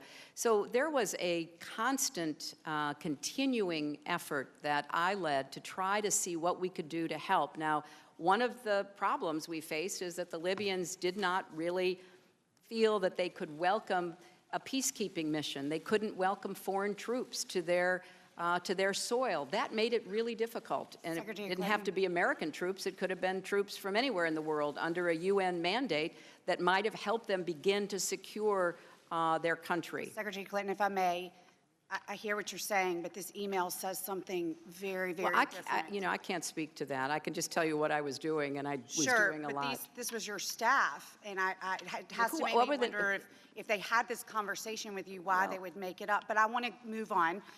This email, makes me wonder about the vision for Benghazi, because they're asking they're saying that you asked if we still had a presence, but if we look at the second part of the email, quote, and I think she would be upset to hear, yes, we do. Congresswoman, I'm sorry, I have no recollection of or no knowledge of. Please turn to tab 31, because well, it's right there. I trust that you have read it, but I also tell you that we had a presence in Benghazi. We had members of the administration and Congress visiting Benghazi. So, of course, I knew we had a presence in Benghazi. I can't speak to what someone either heard or misheard. But I think what's important, and I understand the underlying point of your question, is what were we doing about Libya after Gaddafi fell? And that's what I'm trying to explain to you about what we were doing. I want to get to the second part of the email that suggests that we were in lockdown, that you would have been upset to know. Yes, heard the first part of your answer, but that we were in lockdown. And you've said on numerous occasions, including in your opening statement, in point number 1, America must lead and we must represent in dangerous places. Quote, they can't do their jobs for us in bunkers. And essentially, what we know is that there weren't the required number of security on the ground in order for the individual to even move about the country to provide you with what you have reiterated on numerous occasions as being very important at that time, which is political reporting. Well, could you tell me who are the names on this email that you're talking about? Sure, I can turn to tab 31. You have a book in front of you. It is Alice Abdallah and I'm going to pronounce it wrong, Evgenia Sadareas. Is that correct? They were not on my staff. I'm not in any way contradicting what they think they heard or what they heard somebody say. But the people that I dealt with... Can you tell me who they were if they were not on your staff? They were not on my... They were in the State Department along with thousands of other people. They were not part of the Secretary's staff. But I get what you're saying, Congresswoman, and I want to focus on this. I think it's a fair and important question. The facility in Benghazi was a temporary facility. There had been no decision made as to whether or not it would be permanent. It was not even a consulate. You know, our embassy was in Tripoli. Obviously, much of the work that we were doing was going through the embassy. There was a very vigorous discussion on the part of people who were responsible for making a recommendation about Benghazi as to what form of consulate, what form of facility it should be. Chris Stevens believed that it should be a formal consulate. But that was something that had to be worked out, and there had not yet been a decision at the time that the attack took place.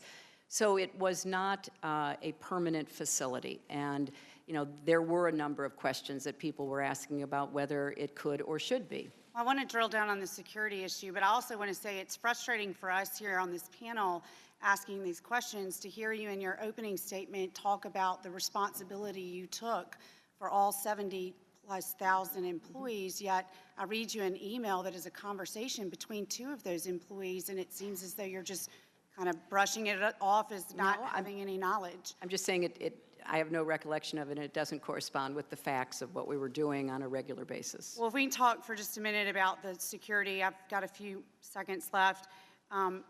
In 2011, during the revolution, then envoy Stevens had 10 agents with him on the ground in Benghazi. And then we know in 2012, where the security situation had deteriorated even further, there were only 3 agents assigned to Benghazi. Again, can't even move anybody off of the facility to do the necessary political reporting. And my question is, you know, why did you not acknowledge, because of your interest in 2011, the importance of having those security officers there to do what was so important to you, which was the political reporting? Then in 2011, 10, and when an ambassador was there, 3, and he brought 2 of his own the night of the attack, which would meet the requisite 5, but there was really only 3 there at any given time. So if you could address that. Again, I'm running a little short on time.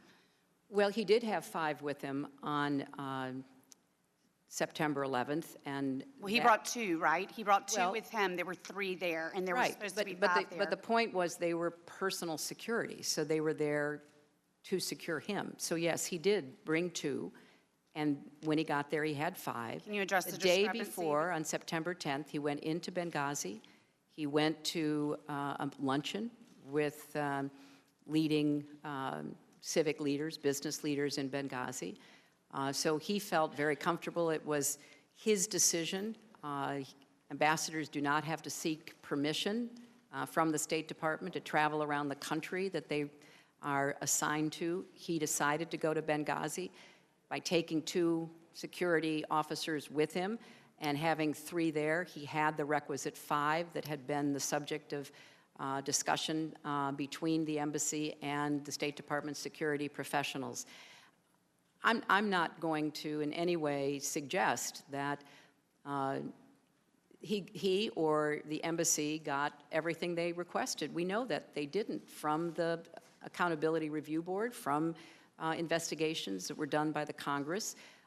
We know that there were a lot of discussions about what was needed, particularly in Benghazi, and that the day that he died, he had 5 security officers. A lot of security professionals who have reviewed this matter, even those who are critical that the State Department did not do enough, have said that the kind of attack that took place would have been very difficult to repel. That's what we have to learn from, Congresswoman. You know, there are many lessons going back to Beirut, going back to Tehran and the takeover of our embassy, and going all the way through these years. And sometimes we learn lessons and we actually act and we do the best we can. And there's a perfect, terrible example of that with respect to what happened in Benghazi. Certainly, and my time has expired, and we'll certainly never know what the outcome would have been if there had been more agents that night. I yield Well, back. that's not what the professionals, that's not what the experts in security have concluded. If you read the Accountability Review Board. I have read it, Secretary Clinton, and it says that security was grossly inadequate. Well, it said that there were deficiencies within 2 bureaus in the State Department, which we have moved to correct. And it also pointed out that the diplomatic security officers who were there acted heroically. There was not one single question about what they did, and they were overrun, and it was unfortunate that the agreement we had with the CIA annex, and when those brave men showed up, that it was also not enough. Certainly, and we'll discuss this more. I have to yield back. The gentlelady's time has expired. The chair will now recognize the gentleman from Washington. Thank you, Mr. Chairman. And thank you, Madam Secretary, for being here. Just to clarify, you knew we had a presence. Of course I knew. I knew, Congressman, of course. And going back to an earlier question, you were also aware of those 2 attacks on our compounds, even though you didn't email about it. Yes, I was aware. And that, I think, sort of points out, I mean, after 17 months and $4.7 million, as the ranking member pointed out in his opening statements, and then as we've seen today, this committee is simply not doing its job. And I don't really think it should have been formed in the first place. But what we've heard here is, well, first of all, an obsession with email.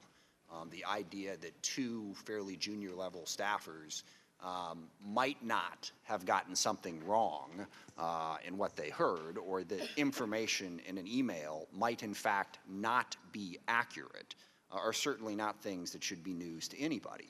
But it is the obsession with the emails that takes us off of what should have been the task of this committee. I also find it interesting that Ms. Roby's final comments were to quote the ARB report. Right. Yes, the ARB report I think was very good. I think we absolutely had to have it, and I think it was appropriate for the committees in Congress to do the investigations that they did.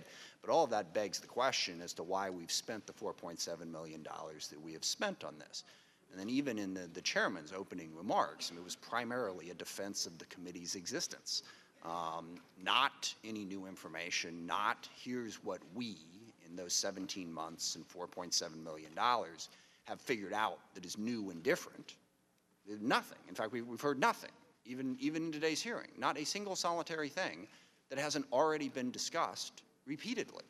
So we've learned absolutely nothing. Now, yes, we've uncovered a trove of new information. In this age, I don't think there's ever an end to the emails. We could probably go on for another 2 years and we'd find more. But the question is, have we found anything substantively that tells us something different about what happened in Benghazi? And the answer to that question is no. And look, I didn't think this committee should have been formed in the first place. But if it was going to be formed, the least we could do would be to actually focus on the 4 brave Americans who were killed, why they were killed, and focus on Benghazi. And we have not. I mean, Mr. Roskam's questions I found to be the most interesting. Basically, I don't know, it was like he was running for president. He wanted to debate you on overall Libya policy as to why we got in there in the first place. And that's debatable, and I think you will argue that quite well. But that's not about the attack on Benghazi. That's not about what we could have done in Benghazi to better protect them. So again, I think we've seen that this committee is focused on you. And I'm, the ranking member of the Armed Services Committee. I don't see the Department of Defense here. I don't see the CIA here. There were many, many other agencies involved in this, and yet yours has been the one that they have obsessively focused on. And I think that's a shame for a whole lot of reasons. But for one thing, this committee, as it's been in the news in the last several weeks, has been yet one more step in denigrating this institution. And I happen to think this institution needs more support, not less.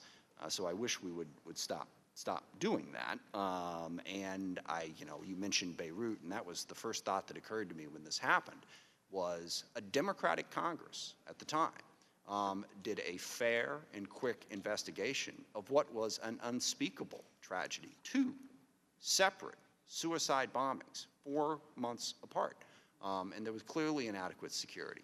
But the focus there was not on partisanship, not on embarrassing the Reagan administration, but on actually figuring out what happened and how we can better protect Americans.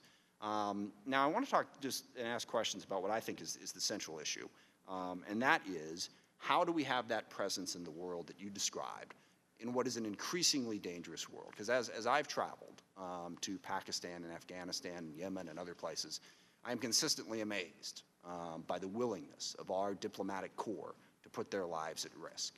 And I wonder, how do you balance that very difficult decision? Because frankly, what I've heard more often from that diplomatic corps is that they chafe at the restrictions. I mean, I remember vividly being in Peshawar, which is, I mean, I didn't like the ride from the airport to the embassy, which was 10 minutes. And we were there for, I don't know, a few hours and then out. The State Department personnel, they lived there and went out amongst the community. How do you try and strike that balance of, being present and at the same time meeting the security obligations? And then most importantly, who drives that decision? Because it seems to me in most instances, it is driven by the diplomatic corps there. If they take risks, it's because they've decided to do it. They're there. They know the security situation certainly better than the secretary and better than most everybody else. But what is the proper way to strike that balance going forward to protect our personnel and still fulfill their mission? Congressman, I think that is the most important question, and I would certainly welcome congressional discussion and debate about this, because it's what we tried to do, going back to Congresswoman Duckworth's question, what we tried to begin to do in the quadrennial diplomacy and development review, the first one that was ever done, because that's exactly what we were facing. We have had diplomats and development professionals in war zones now for a number of years. We've had them in places that are incredibly unstable and dangerous because of ongoing conflicts. It is, I think, the bias of the diplomacy corps that they be there, because that's what they signed up for. And they know that if America is not represented, then we leave a vacuum and we lose our eyes and our ears about what people are thinking and doing.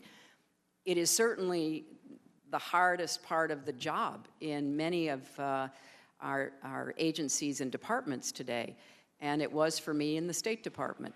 That's why I relied on the security professionals, because by the time I got there in 2009, the diplomatic security professionals had been taking care of American diplomats in Iraq, in Afghanistan, in Pakistan for years. And they had learned a lot of lessons, and they were forced to make tough decisions all the time. You mentioned Peshawar, one of clearly the high threat posts that the United States maintains a presence in. But when you think that since 2001, we've had 100 of our facilities attacked. If we were to shut them all down, if we were to pull out from all of them, we would be blinding ourselves. So it's a constant balancing act. What are the risks and what are the rewards for opening, maintaining, and/or closing a site? I don't know that there's any hard and fast rule that we can adopt. We just have to get better at making that assessment, Congressman. And your question really goes to the heart of it. When you were, as a member of Congress in Peshawar, you were guarded by our diplomatic security professionals. They had to assess, was it safe enough for a member of Congress to come? How do we get him from the airport to the embassy? It won't surprise you to hear we've had attacks there as so many other places around the world. And that is a heavy responsibility, and the diplomatic security professionals get it right 999 times out of 1,000. And it's deeply distressing to them when anything goes wrong. We have lost non-Americans with some of these attacks on facilities. We've lost our locally employed staff. They never want to see any successful attack. So they have to be right 100% of the time. The terrorists only have to be right once. And that's why this is really at the core of what I tried to do before even I got the Accountability Review Board, going back to the QDDR, to come up with a better way of trying to make those assessments. Madam Secretary, if I may, just two final points. So the bottom line is Benghazi on 9/11/2012 was not the only dangerous place in the world where our security personnel were and where these difficult decisions had to be made. Right. And the other point I want to make before my time expires, now this was in 2012, so we were only a couple years into this, but Secretary of Defense Ash Carter just, I think yesterday, wrote an editorial in the Wall Street Journal about the impact of 5 years of budget uncertainty on the DoD's ability to function. I mean, for 5 years, we have gone through CRs, threatened government shutdowns, one actual government shutdown, and constant budget uncertainty. Now, my area is the Department of Defense. I know how it's impacted them. They basically, from 1 week to the next, barely know what they can spend money on. Now, one of the criticisms of there should have been more security. But if you don't have a budget, if you don't have an appropriations bill, how does that complicate your job as secretary in trying to figure out what money you can spend? Well, it makes it very difficult, Congressman.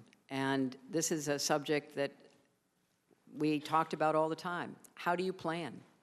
How do you know, you have so many diplomatic security officers in so many dangerous places. How do you know what you're going to have to be able to deploy? And where are you going to have to make the choices? That's why the prioritization, which shouldn't have to be, in my view, the responsibility of the officials in the State Department or the Defense Department to try to guess what makes the most sense. We should have a much more orderly process for our budget. And I will say again, as Secretary of State, the kind of dysfunction and failure to make decisions that we have been living with in our government hurts us. It hurts us in the obvious ways, like where you're going to deploy forces if you're in DOD or where we're going to send security if you're in the Department of State. But it hurts us as the great country that we are, being viewed from abroad as unable to handle our own business. And so it has a lot of consequences. And it's something that I wish that we could get over and have our arguments about policy, have our arguments about substance, but get back to regular order where we have the greatest nation in the world with a budget that then they can plan against, as opposed to the uncertainty that has stalked us now for so long. Thank you, Madam Secretary. So the bottom line is Congress needs to do its job. Right. That would be I agree with that. Gentleman yields back, and I'll be happy to get a copy of my opening statement for the gentleman from Washington so he can refresh his recollection on all the things our committee found that your previous committee missed. And with that, I'll go to the gentleman from Georgia, Mr. Westmoreland. Thank you, Madam Secretary. I talk a little slower than everybody else, so the question... I lived in Arkansas a long time. I don't need an I know interpreter, that. Congressman. So some of the questions I'm asking you can just get us a yes or no answer. That would be great, but I do want you to give us a full answer. But Mr. Smith from Washington mentioned that there was no new facts brought out in some of these interviews, and I wanted to say that I think he was at one interview for 1 hour.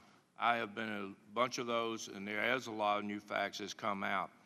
One of the things that he said, it doesn't, that you knew about these two incidents that have been mentioned previously. It's not a matter if you knew about them, it's a matter of what you did about them. And to us, the answer to that is nothing. Now, you say you were briefed by the CIA every morning that you were in Washington, is that correct? That's correct. Did they ever mention to you,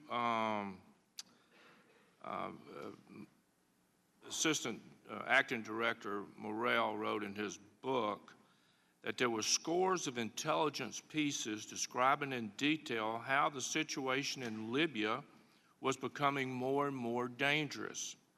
Did you ever read any of these pieces? Yes, as I've previously stated, we were certainly aware that the situation across Libya was becoming more dangerous and that there were particular concerns about eastern Libya. Did you read the piece that was Libya, Al-Qaeda establishing sanctuary? I'm aware that that was certainly among the information provided to me. There was another particular piece that was talked about after the IED attack that AFRICOM wrote. Al-Qaeda expands in Libya. Were you familiar with that? I can't speak to specific pieces, Congressman, but I was well aware of the concerns we all had about the setting up of jihadist training camps and other activities in Libya, particularly in eastern Libya. You were briefed in, I think, the CIA between January and September of 2012 had over 4,500 pages of intelligence. Were you aware of how many pages of intelligence? And I know you had a specific division, I guess, of the State Department under you that was called Intelligence and Research. Did they keep you up to speed on all these 400 cables or different things that they were getting? Did they keep you up to speed on that you were aware of them? Congressman, I can't speak to specific reports, but I can certainly agree with you that I was briefed and aware of the increasingly dangerous upsurge in militant activity in Libya. And so what did you do to make sure that our men and women over there were protected, knowing how much the threat had grown, especially in Benghazi? Because a lot of people say that really in the summer of 2012, the security in Benghazi was worse than it was during the revolution.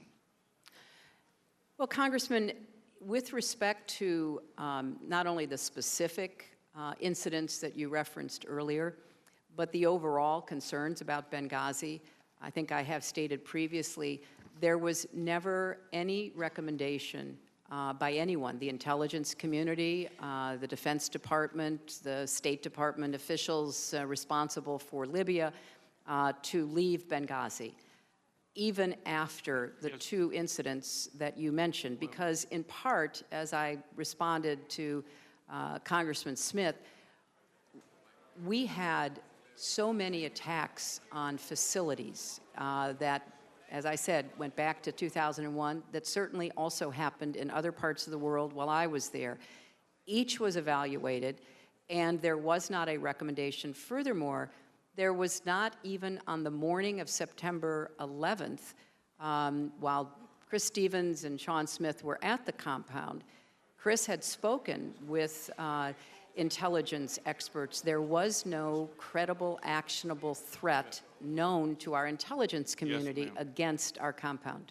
Reclaiming my time, you said that the Ambassador Kritz was pulled out of Tripoli because of threats on his life. There were threats from people associated with Gaddafi after the publication of cables he had written that were made public by WikiLeaks. And you say you were aware of the two attacks at the mission facility in Benghazi. Mr. Morrell in his book states that there was 20 attacks on that facility. Are you familiar with the other 18? There were two that we thought rose to the level of being serious. Were you familiar with the other 18? I'm not aware of 18 others. And I would point out, and I'm sure that former Deputy Director Morrell made this point when he was testifying, the CIA stayed in Libya. The CIA had a much bigger presence than the State Department, despite the overall decline in stability. Some might argue, actually, because of the overall decline in stability, it was thought to be even more important for the CIA to stay there. And they also did not believe that their facility would be the subject of a deadly attack either, because I think sometimes, sometimes the discussion gets pulled together when really we had Chris and Sean dying at the State Department compound, which we are discussing. And we had our other two deaths of Tyrone Woods and Glenn Doherty at the CIA annex. Reclaiming my time for just a minute, and I do appreciate that. But if you talk to the CIA contractors that were at the annex and you ask them how they were armed and equipped, and then if you would or could talk to the diplomatic security agents that were at the facility, I think you will see that there was a big, big difference in the equipment that they had to protect themselves. But you knew of the two, what you call major incidents, but you don't recollect the other 18 that Mr. Morrell says happened. How many instances would it have taken you to say, hey, we need to look at the security over there? Would it have been 3 major instances, 30 instances, 40 instances, 50 instances? How many instances would you have been made aware of that would have made you say, hey, I don't care what anybody else says, we're going to protect our people. Chris Stevens is a good friend of mine. We're going to look after him. How many would it have taken? Well, Congressman, of course, I made it abundantly clear that we had to do everything we could to protect our people. What I did not and do not believe any secretary should do was to substitute my judgment from thousands of miles away for the judgment of the security professionals who made the decisions about what kind of security would be provided. And Ma'am, I know that sounds somewhat hard to understand, but you know, we have a process, and the experts who I have the greatest confidence in and who had been through so many difficult positions, because practically all of them had rotated through Afghanistan, Pakistan, Iraq, Yemen, other places, they were the ones making the assessment. No one ever came to me and said, we should shut down our compound in Ma'am, Benghazi. I'm not saying shut it down. I'm saying protect it. Well, I'm not saying it- shut it down. I'm just saying protect it. Right. And when you say security professionals, I'm not trying to be disparaging with anybody, but I don't know who those folks were, but well, they were just people my who little- risked their my little lives to opinion, try to they weren't very save. professional when it came to protecting people. But let me say this. You said that the mission that you gave Ambassador Stevens was to go in to investigate the situation. Now, if you're going to investigate a situation, it would seem to me like you would have to get out into the country to investigate that.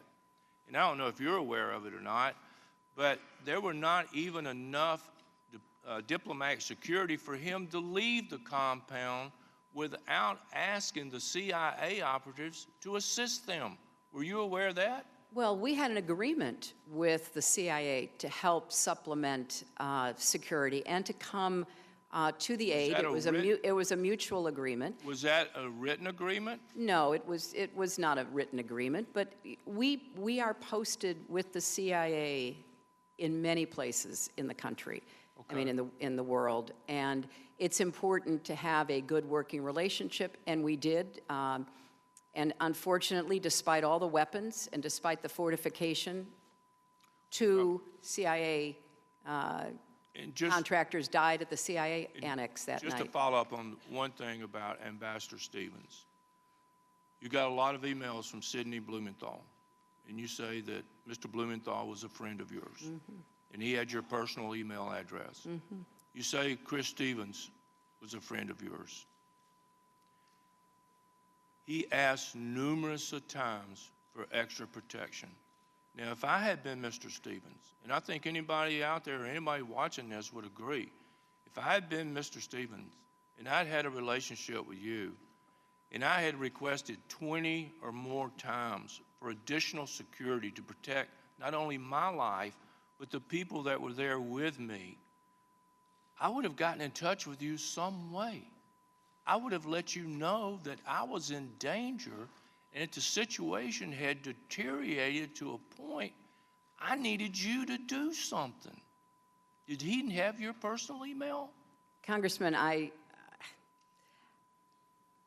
do not believe that he had my personal email. He had the email, and he had the direct line to everybody that he'd worked with for years. He had been posted with officials in the State Department. They had gone through difficult, challenging, dangerous assignments together. He was in constant contact with people. Yes, he and the people working for him asked for more security. Some of those requests were approved, others were not.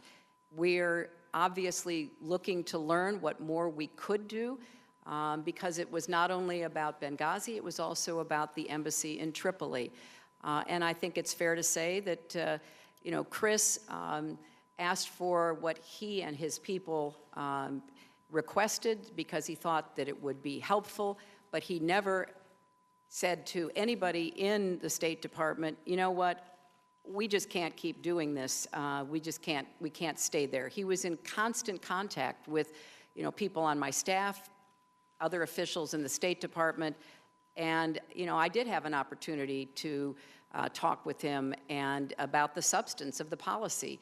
But with respect to security, he took those requests where they belonged. He took them to the security professionals. And I have to add, Congressman, the diplomatic security professionals are among the best in the world. I would put them up against anybody. And I just cannot allow any comment to be in the record in any way criticizing or disparaging them. They have kept Americans safe in 2 wars and in a lot of other really terrible situations over the last many years. I trusted them with my life. You trust them with yours when you're on CODELs.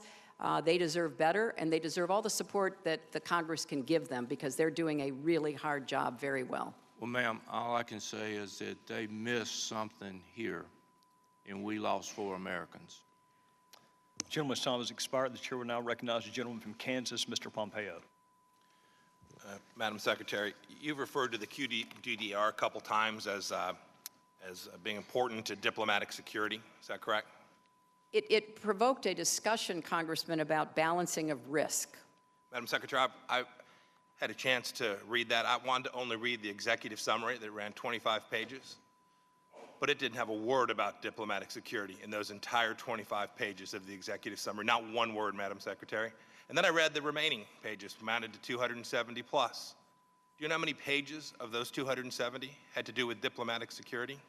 It was about the balancing of risk and reward, which Madam was Secretary, not only about diplomatic security specifically, but about the larger question of our mission around the world. Madam Secretary, there was no balance. There was 2 pages out of 270 pages. You talked about a lot of things in there. You talked about a lot of improvements, but it didn't have anything to do with diplomatic security in any material way in that report. You talked about being disappointed, too. I've heard you use that several times. You were disappointed. You read the ARB. Why don't you fire someone?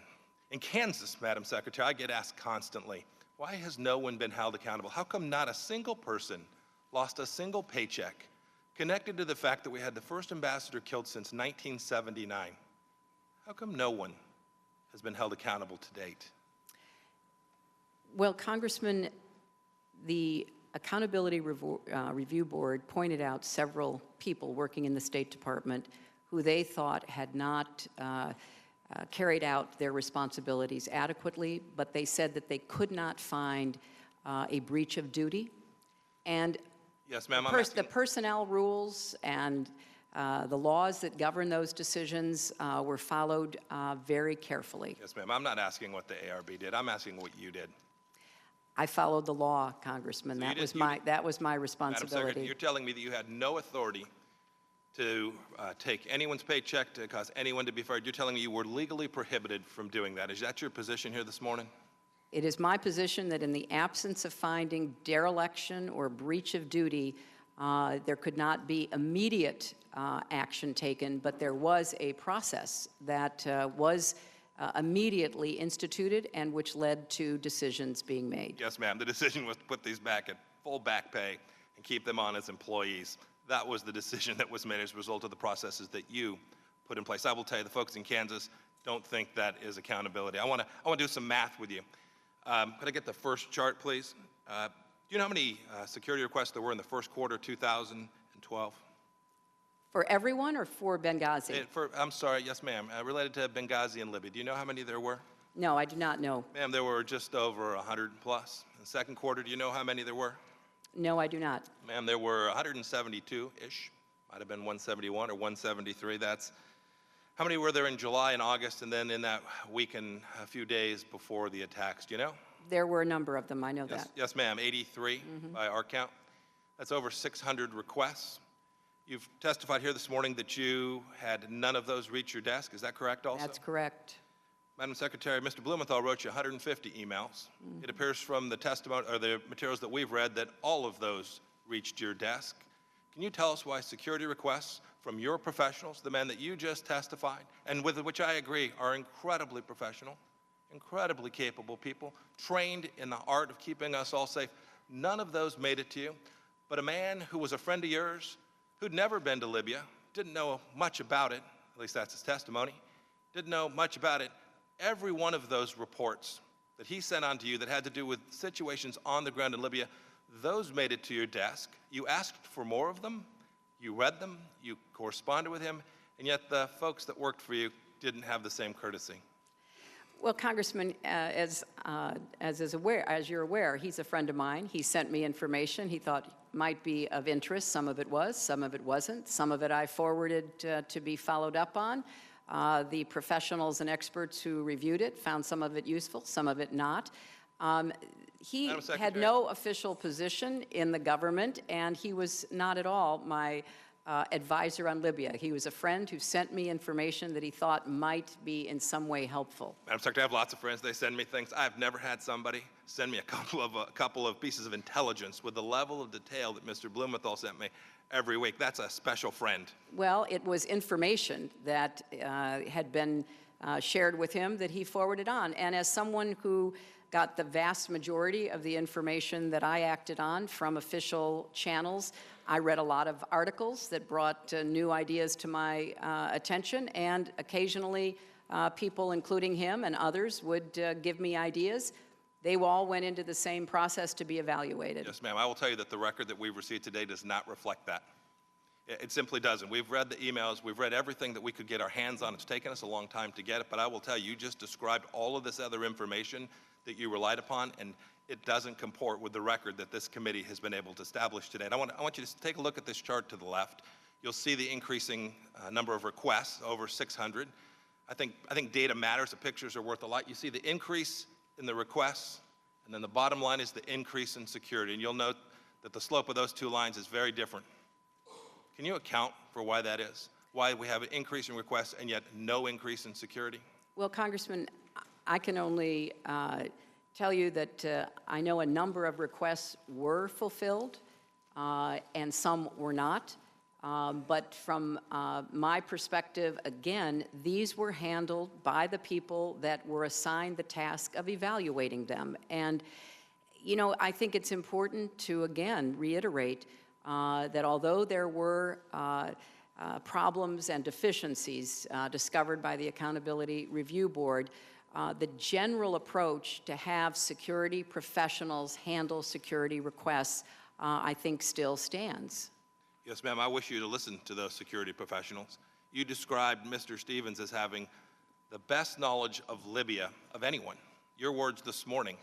And yet, when he asked for increased security, he didn't get it.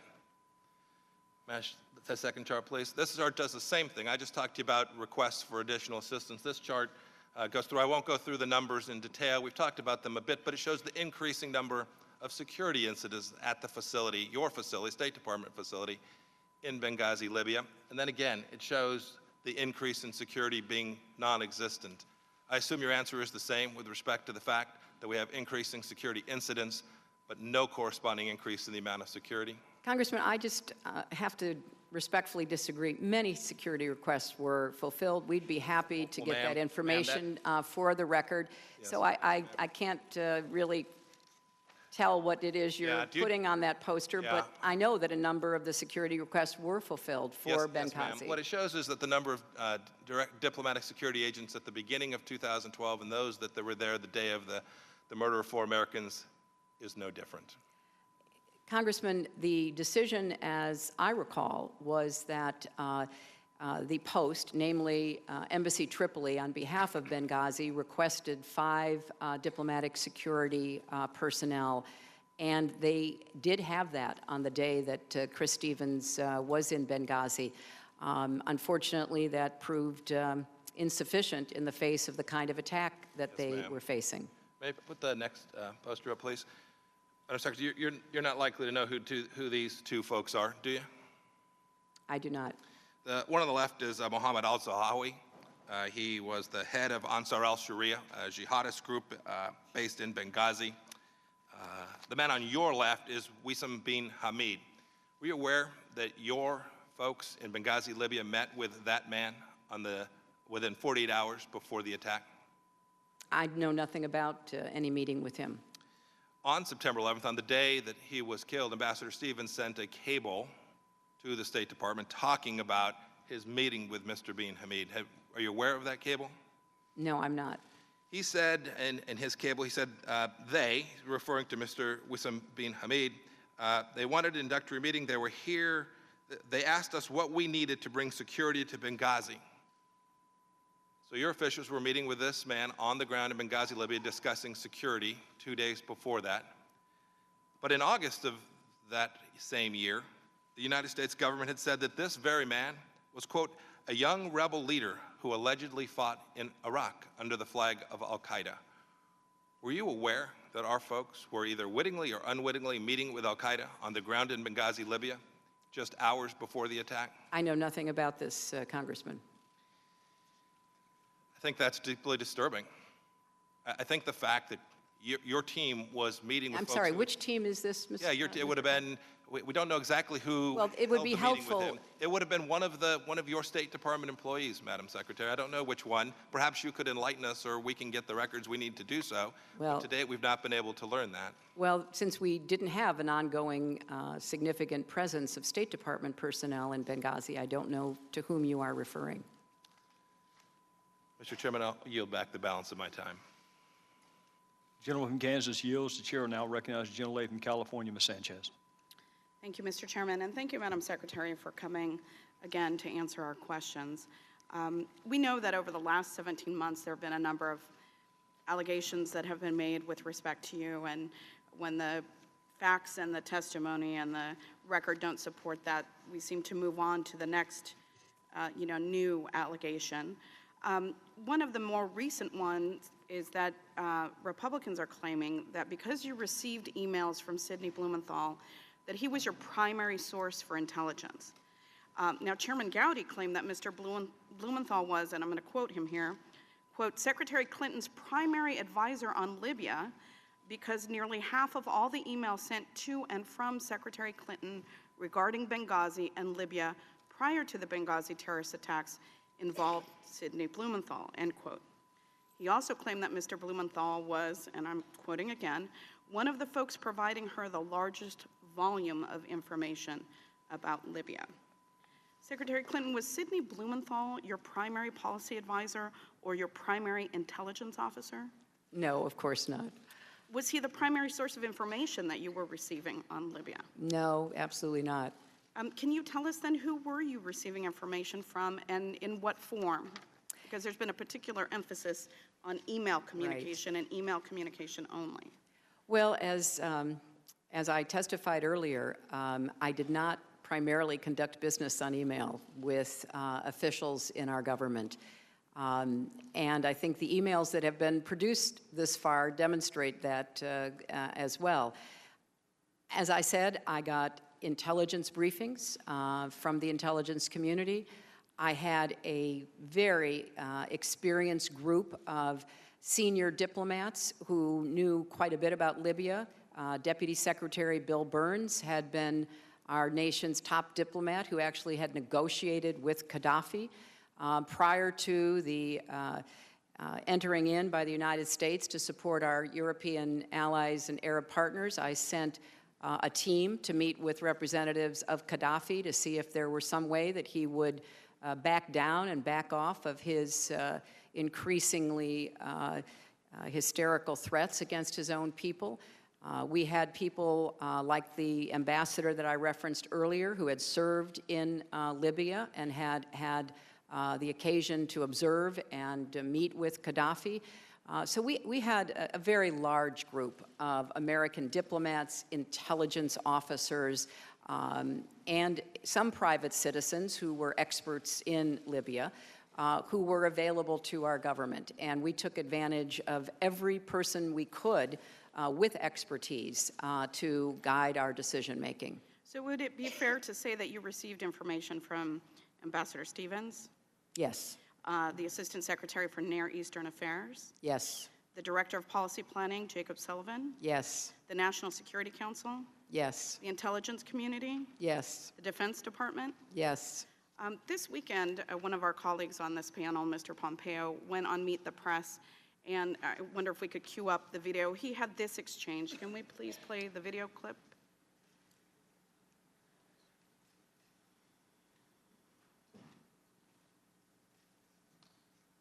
Mr. Blumenthal, it goes directly to this security issue. We see now that Former Secretary Clinton relied on Mr. Blumenthal for most of her intelligence. That is, she was relying That is on factually not No, correct. it is absolutely Relied factually on correct. Mr. Blumenthal for most of her intelligence. Ms. You have- Mitchell, take a look at the email trails, That's and you will just- see. I cover the State Department. That is just factually not correct. We do- That clip, for me, just defies all logic, and I think Andrea Mitchell correctly called him out on something that was a falsehood.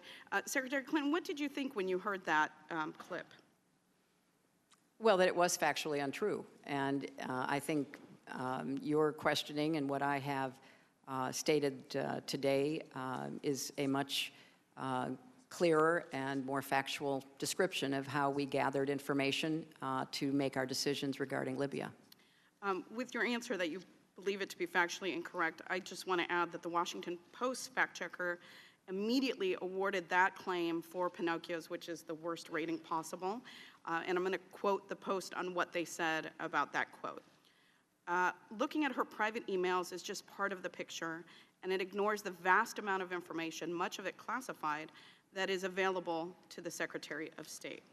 Secretary Clinton, would you agree with that statement from the Washington Post? Yes, I would. Okay. So it seems to me, there have been allegations that the work that this committee has done has been political in nature, and that much of the facts have already been decided before all of the evidence is in, including your testimony here today. When I see clips like that, it sort of supports the theory that this panel is not really interested in investigating what happened just prior to, the evening of, and immediately in the aftermath of September 11, 2012, but that in fact there is another motive behind that. We have you here, and so while you are here, I want to make the most of your time and allow you to sort of debunk many of the myths that have been generated over the last 17 months, most of which have no factual basis for those being said. One is that you seemingly were disengaged the evening of September 11, 2012. For example, Mike Huckabee accused you, as Mr. Cummings said, of ignoring the warning calls from dying Americans in Benghazi, and Senator Rand Paul stated that Benghazi was a 3 a.m. phone call that you never picked up. And Senator Lindsey Graham tweeted, "Where the hell were you on the night of the Benghazi attack?" Those appear to be based on the testimony of witnesses and the documentation that we have obtained in this committee and other previous committees. They seem to run counter to the truth because the testimony we've received states pretty much that you were deeply engaged the night of the attack. So can you describe for us what the initial hours of that night were like for you and how you learned about the attacks and what your initial thoughts and actions were? Well, Congresswoman, I learned about the attacks from a State Department official rushing into my office shortly after or around 4 o'clock to tell me that our compound in Benghazi had been attacked. We immediately summoned all of the top officials in the State Department for them to begin reaching out. The most important quick call was to try to reach Chris himself. That was not possible. Then to have the diplomatic security people try to reach their agents, that was not possible. They were obviously defending themselves along with the ambassador and Sean Smith. We reached the second in command in Tripoli. He had heard shortly before we reached him from Chris Stevens telling him that they were under attack. We began to reach out to everyone we could possibly think who could help with this terrible incident. During the course of the following hours, obviously I spoke to the White House, I spoke to CIA Director Petraeus, I spoke to the Libyan officials because I hoped that there were some way that they could gather up and deploy those who had been part of the insurgency to defend our compound. I had conference calls with our team in Tripoli. I was on what's called a CIVITS, a video conference with officials who had operational responsibilities in the Defense Department, in the CIA, at the National Security Council. It was just a swirl and whirl of constant effort to try to figure out what we could do, and it was deeply distressing when we heard that the efforts by our CIA colleagues were not successful, that they had had to evacuate the security officers, our diplomatic security officers, that they had recovered Sean Smith's body, and they could not find the ambassador. We didn't know whether he had escaped and was still alive or not. If I may, because my time is running short, I just want to point out that you spoke with folks on the ground, you spoke with folks in the White House, the CIA, the Libyan president of the General National Congress. Now, interestingly enough, former director of the CIA, David Petraeus, has not been before this committee and has not spoken with this committee, but he did testify before the House Intelligence Committee in 2012, and he said that you personally called him and asked him for help that night. And I just want to end on this quote. Quote, when Secretary Clinton called me later that afternoon to indicate that Ambassador Stevens was missing and asked for help, I directed our folks to ensure that we were doing everything possible, and that is, of course, what they were doing that night. Is that correct, Secretary? That is, and also the Defense Department was doing everything it could possibly do. We had a plane bringing additional security from Tripoli to Benghazi. There was an enormous amount of activity. Everyone, it was all hands on deck. Everyone jumped in to try to figure out what they could do. The attack on the compound was very fast. So would it be safe to say that you were fully engaged that evening? That is certainly safe to say, Congresswoman. Thank you, and I yield back. Gentlelady from California yields back. The chair will now recognize the gentleman from Ohio, Mr. Jordan. Thank you, Mr. Chairman. You just gave a long answer, Madam Secretary, to Ms. Sanchez about what you heard that night, what you're doing, but nowhere in there did you mention a video. You didn't mention a video because there was never a video-inspired protest in Benghazi. There was in Cairo, but not in Benghazi. Victoria Nuland, your spokesperson at the State Department, hours after the attack said this: Benghazi has been attacked by militants. In Cairo, police have removed demonstrators. Benghazi, you got weapons and explosions. Cairo, you got spray paint and rocks. 1 hour before the attack in Benghazi, Chris Stevens walks a diplomat to the front gate. The ambassador didn't report a demonstration. He didn't report it because it never happened. An eyewitness in the command center that night on the ground said no protest, no demonstration. 2 intelligence reports that day. No protest, no demonstration. The attack starts at 3:42 Eastern Time, ends at approximately 11:40 p.m. that night. At 4:06, an ops alert goes out across the State Department. It says this: mission under attack, armed men, shots fired, explosions heard. No mention of a video, no mention of a protest, no mention of a demonstration. But the best evidence is Greg Hicks, the #2 guy in Libya, the guy who worked side by side with Ambassador Stevens. He was asked if there had been a protest, would the ambassador have reported it? Mr. Hicks' response, absolutely. For there to have been a demonstration on Chris Stevens' front door and him not to have reported it is unbelievable, Mr. Hicks said. He said, secondly, if it had been reported, he would have been out the back door within minutes, and there was a back gate. Everything points to a terrorist attack. We just heard from Mr. Pompeo about the long history of terrorist incidents, terrorist violence in the country, and yet 5 days later, Susan Rice goes on 5 TV shows, and she says this: Benghazi was a spontaneous reaction as a consequence of a video. A statement we all know is false, but don't take my word for it. Here's what others have said. Rice was off the reservation on 5 networks, White House worried about the politics. Republicans didn't make those statements. They were made by the people who work for you in the Near Eastern Affairs Bureau, the actual experts on Libya in the State Department.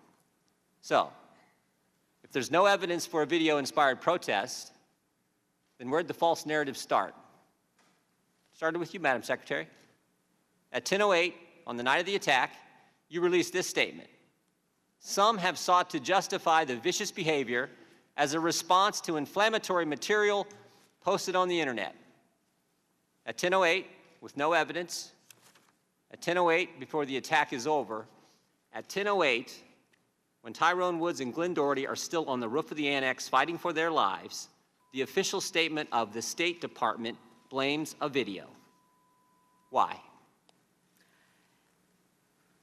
During the day on September 11th, as you did mention, Congressman, there was a very large protest against our embassy in Cairo.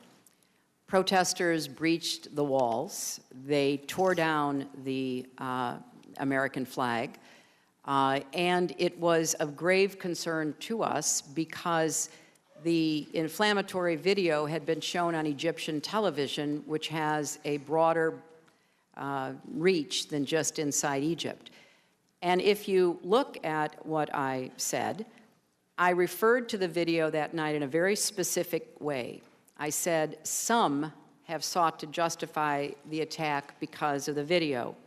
I used those words deliberately, not to ascribe a motive to every attacker, but as a warning to those across the region that there was no justification for further attacks. And in fact, during the course of that week, we had many attacks that were all about the video. We had people breaching the walls of our embassies in Tunis and Khartoum. We had people, thankfully not Americans, dying at protests, but that's what was going on, Congressman. Secretary Clinton, I appreciate most of those attacks were after the attack on the facility in Benghazi. You mentioned Cairo. It was interesting what else Ms. Newland said that day. She said, if pressed by the press, if there's a connection between Cairo and Benghazi, she said this, there's no connection between the two.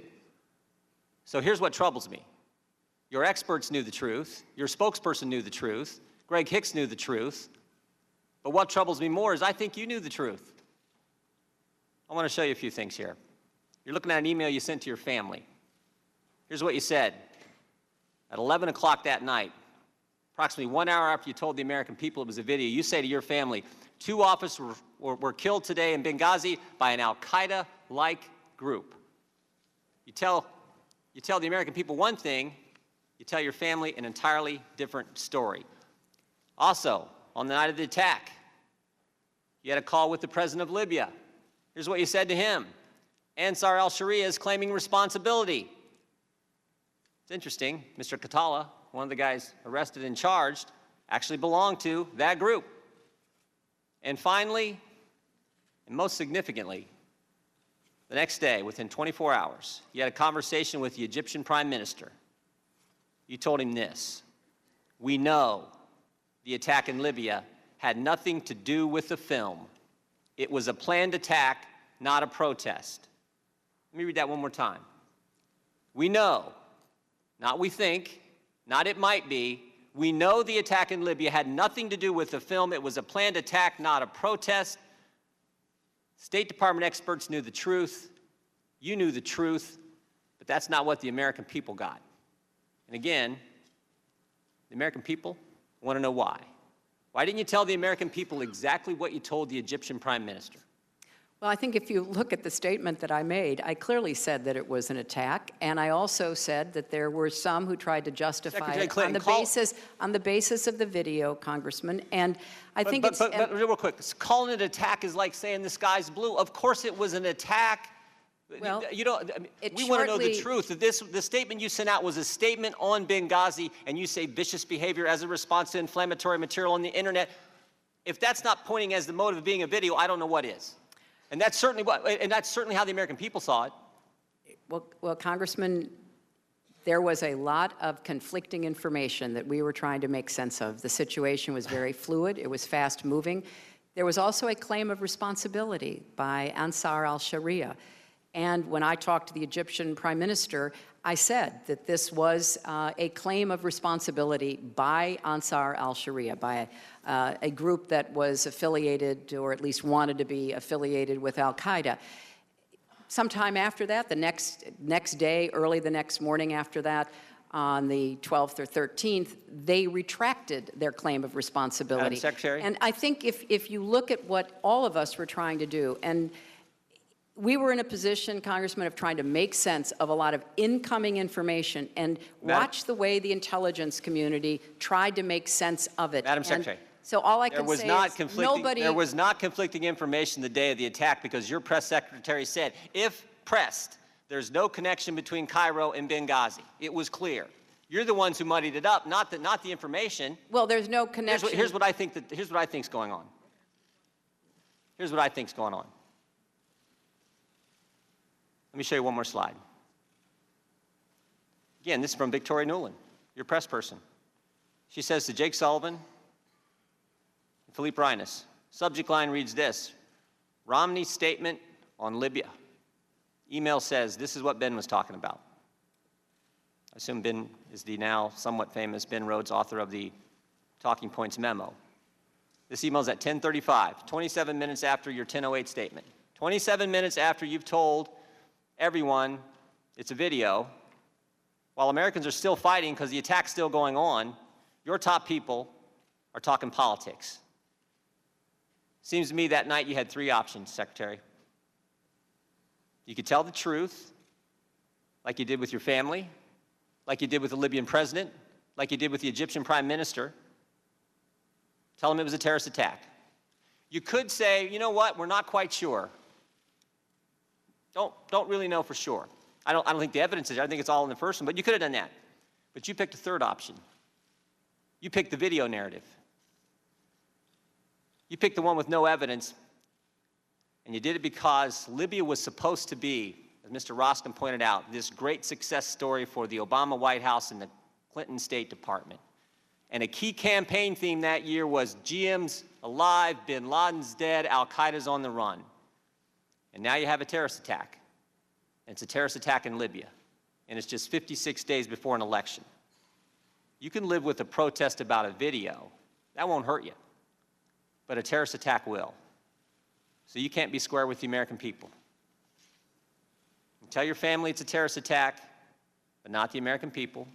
You can tell the president of Libya it's a terrorist attack, but not the American people. And you can tell the Egyptian prime minister it's a terrorist attack, but you can't tell your own people the truth. Madam Secretary, Americans can live with the fact that good people sometimes give their lives for this country. They don't like it. They mourn for those families. They pray for those families. But they can live with it. But what they can't take, what they can't live with, is when their government's not square with them. Mr. Chairman, I yield back. Madam Secretary, you're welcome to answer the question if you would like to. Well, I wrote a whole chapter about this in my book, Hard Choices. I'd be glad to send it to you, Congressman, because I think the insinuations that you are making do a grave disservice to the hard work that people in the State Department, the intelligence community, the Defense Department, the White House did during the course of some very confusing and difficult days. There is no doubt in my mind that we did the best we could with the information that we had at the time. And if you actually go back and read what I said that night, I was very careful in saying that some have sought to justify. In fact, the man that has been arrested as one of the ringleaders of what happened in Benghazi, Ahmed Abu Khattala, is reported to have said it was the video that motivated him. None of us can speak to the individual motivations of those terrorists who overran our compound and who attacked our CIA annex. There were probably a number of different motivations. I think the intelligence community, which took the lead on trying to sort this out, as they should have, went through a series of interpretations and analysis. And we were all guided by that. We were not making up the intelligence. We were trying to get it, make sense of it, and then to share it. When I was speaking to the Egyptian prime minister, or in the other two examples you showed, we had been told by Ansar al-Sharia that they took credit for it. It wasn't until about 24 or more hours later that they retracted taking credit for Secretary it. Clinton? We also knew, Congressman, because my responsibility was for what was happening throughout the region. I needed to be talking about the video because I needed to be putting other governments and other people on notice that we were not going to let them get away with attacking us as they did in Tunis, as they did in Khartoum. And in Tunis, there were thousands of demonstrators who were there only because of the video, breaching the walls of our embassy, burning down the American school. I was calling everybody in the Tunisian government I could get, and finally President Marzouki sent his presidential guard to break it up. There were example after example. That's what I was trying to do during those very desperate and difficult Secretary Clinton, hours. if I could, Mr. Chairman, Secretary Clinton, you said my insinuation. I'm not insinuating anything. I'm reading what you said. Plain language. We know the attack in Libya had nothing to do with the film. That's as plain as it can get. That's vastly different than vicious behavior justified by internet material. Why didn't you just speak plain to the American people? I did. If you look at my statement, as opposed to what I was saying to the Egyptian prime minister, I did state clearly, and I said it again in more detail the next morning, as did the president. I'm sorry that it doesn't fit your narrative, Congressman. I can only tell you what the facts were. And the facts, as the Democratic members have pointed out in their most recent collection of them, support this process that was going on where the intelligence community was pulling together information. And it's very much harder to do it these days than it used to be because you have to monitor social media, for goodness sakes. That's where the Ansar al-Sharia claim was placed. I think the intelligence community did the best job they could, and we all did our best job to try to figure out what was going on and then to convey that to the American people. Gentleman's time has expired. Chair will now recognize the gentleman from California, Mr. Schiff. Thank you, Mr. Chairman. Madam Secretary, we're almost at the end of the first round of questions. I'll have an opportunity, then I think the chairman will, before we have a break, just to let you know where we are in the scheme of things. So I want to take a moment to think about what we've covered in this first round. In particular, comment on where this began with the chairman's statement. The chairman said at the outset of the hearing that the American people were entitled to the truth about what happened in Benghazi, the truth about the security there, the truth about what happened after the attack. The implication of this, of course, is that the American people don't know the truth, that this is the first investigation we've ever had. The reality is we've had 8 investigations. We've gone through this endlessly. And if you just look at the documentary record, we have the ARB report. We have the report of the Armed Services Committee led by Republican Buck McKean, which debunked the stand-down order allegation. We have the report of the Committee on Government Reform. We have the report of the Senate Homeland Security Committee. We have the report of the House Foreign Affairs Committee. We have the GOP Conference's own report. We have the report of the Intelligence Committee, on which I serve. Now, bear in mind, these aren't with their accompanying exhibits or the classified stuff, because it would be up through the ceiling if I included them. This is the report of our committee. This is what $4.7 million of taxpayer money buy you. This is what 17 months of investigation have shown. Now, the chairman said, and he's a very good lawyer and a good former prosecutor. We have a lot of former prosecutors here on the panel. He gave you a great recitation of the number of witnesses and the number of documents. There are too many good prosecutors on this panel not to know that when a lawyer describes the metrics of the success of an investigation by the sheer number of people they've talked to or the volume of documents, but says nothing about the substance of what they've learned, that there's a problem. And the reality is that after 17 months, we have nothing new to tell the families. We have nothing new to tell the American people.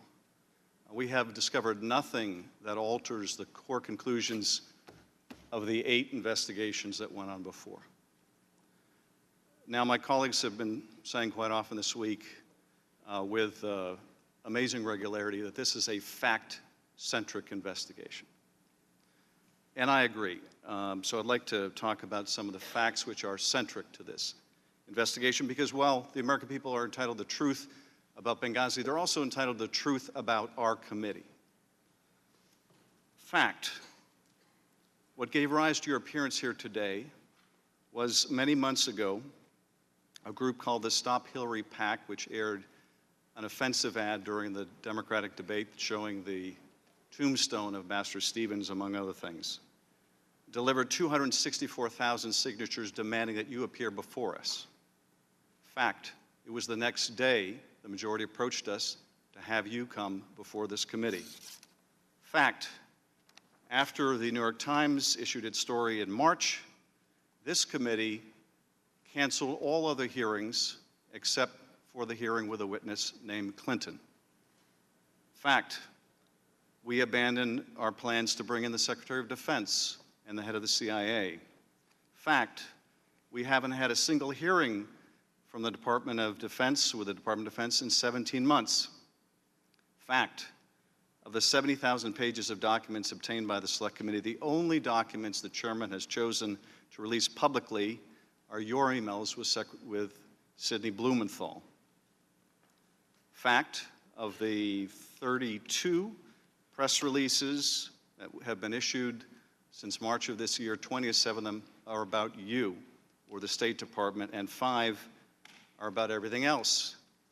Fact, as recently as last week, the chairman issued a 13-page letter which alleges that you risked the lives of people by sending an email that contained the name of a classified CIA source. Fact, CIA told us there was nothing in that email was classified, nor was the name of that person who's well known to many.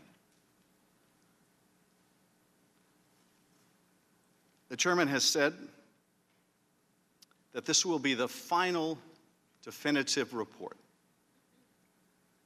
One thing I think we can tell already, there will be nothing final about this report. Whenever we finish, if ever we finish, the problem we've had as a committee is we don't know what we're looking for. But there won't be a final conclusion. There won't be anything definitive about the work of this committee because unlike the Accountability Review Board that operated in a nonpartisan way, it's unlikely the majority here will even consult with us on what their final report looks like. Those who want to believe the worst will believe the worst. Those that want to believe that this is a partisan exercise will believe it. As I said from the very beginning of this investigation, the only way this committee will add any value to what's gone on before is if we can find a way to work together and reach a common conclusion. But it is plain that is not their object. The chairman might say, ignore the words of our Republican leadership and ignore the words of our Republican members, ignore the words of our own GOP investigator, judge us by our actions, but it is the actions of this committee that are the most damning of all because they have been singularly focused on you. Let me ask you briefly, because I want to expand on just what I think is really the core theory here. I want to give you a chance to respond to it. You know, as a prosecutor, we're taught that every case should have a core theory and all the evidence and the witnesses go back to that core theory. And I've wrestled as I've listened to my colleagues today, as I have over the 17 months, what is the core theory of their case? What are they trying to convey? And I have to say it's confusing. I think the core theory is this, that you deliberately interfered with security in Benghazi and that resulted in people dying. I think that is the case they want to make. And notwithstanding how many investigations we've had that have found absolutely no merit to that, that is the impression they wish to give. Well, I have to say I'm a little confused today because my colleague pointed to an email suggesting that you weren't aware that we had a presence in Benghazi. So if you weren't aware we had a presence, I don't know how you could have interfered with security there. But nonetheless, I do think that's what they're aiming at. I know the ambassador was someone you helped pick. I know the ambassador was a friend of yours. And I wonder if you would like to comment on what it's like to be the subject of an allegation that you deliberately interfered with security that cost the life of a friend. Well, Congressman, it's a very personally painful accusation. It has been rejected and disproven by nonpartisan, dispassionate investigators, but nevertheless, having it continued to be bandied around is deeply distressing to me. You know, I would imagine I've thought more about what happened than all of you put together. I've lost more sleep than all of you put together. I have been racking my brain about what more could have been done or should have been done. And so when I took responsibility, I took it as a challenge and an obligation to make sure before I left the State Department that what we could learn, as I'm sure my predecessors did after Beirut and after Nairobi and Dar es Salaam and after all of the other attacks on our facilities, I'm sure all of them, Republican and Democrat alike, especially where there was loss of American life, said, okay, what must we do better? How do we protect the men and women that we send without weapons, without support from the military into some of the most dangerous places in the world? And so I will continue to speak out and do everything I can from whatever position I'm in to honor the memory of those we lost and to work as hard as I know to try to create more understanding and cooperation between the State Department, our diplomats, our development professionals from USAID, and the Congress, so that the Congress is a partner with us, as was the case in previous times. I would like us to get back to those times, Congressman, whereas I think one of you said, Beirut, we lost far more Americans, not once, but twice within a year. There was no partisan effort. People rose above politics. A Democratic Congress worked with a Republican administration to say, what do we need to learn? Out of that came the legislation for the Accountability Review Board. Similarly, after we lost more Americans in the bombings in East Africa, again, Republicans and Democrats worked together. Said, what do we need to do better? So I'm an optimist, Congressman. I'm hoping that that will be the outcome of this and every other effort so that we really do honor not only those we lost, but all those who, right as we speak, are serving in dangerous places, representing the values and the interests of the American people. Thank you, Madam Secretary. Gentleman from California yields back. I'm going to address a couple of things that he said and then recognize myself. Because he invoked the family members of the four, Madam Secretary, and partially this will be for your benefit also, but I want to specifically address the family members that are here. There is no theory of the prosecution, Mr. Schiff, because there is no prosecution.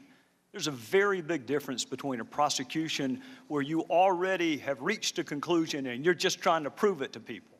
This is an investigation, which is why it's so sad that nowhere in that stack that you just put up there, where the emails of Secretary Clinton, the emails of the ambassador, 50,000 pages worth of documents, eyewitnesses, that's the real tragedy.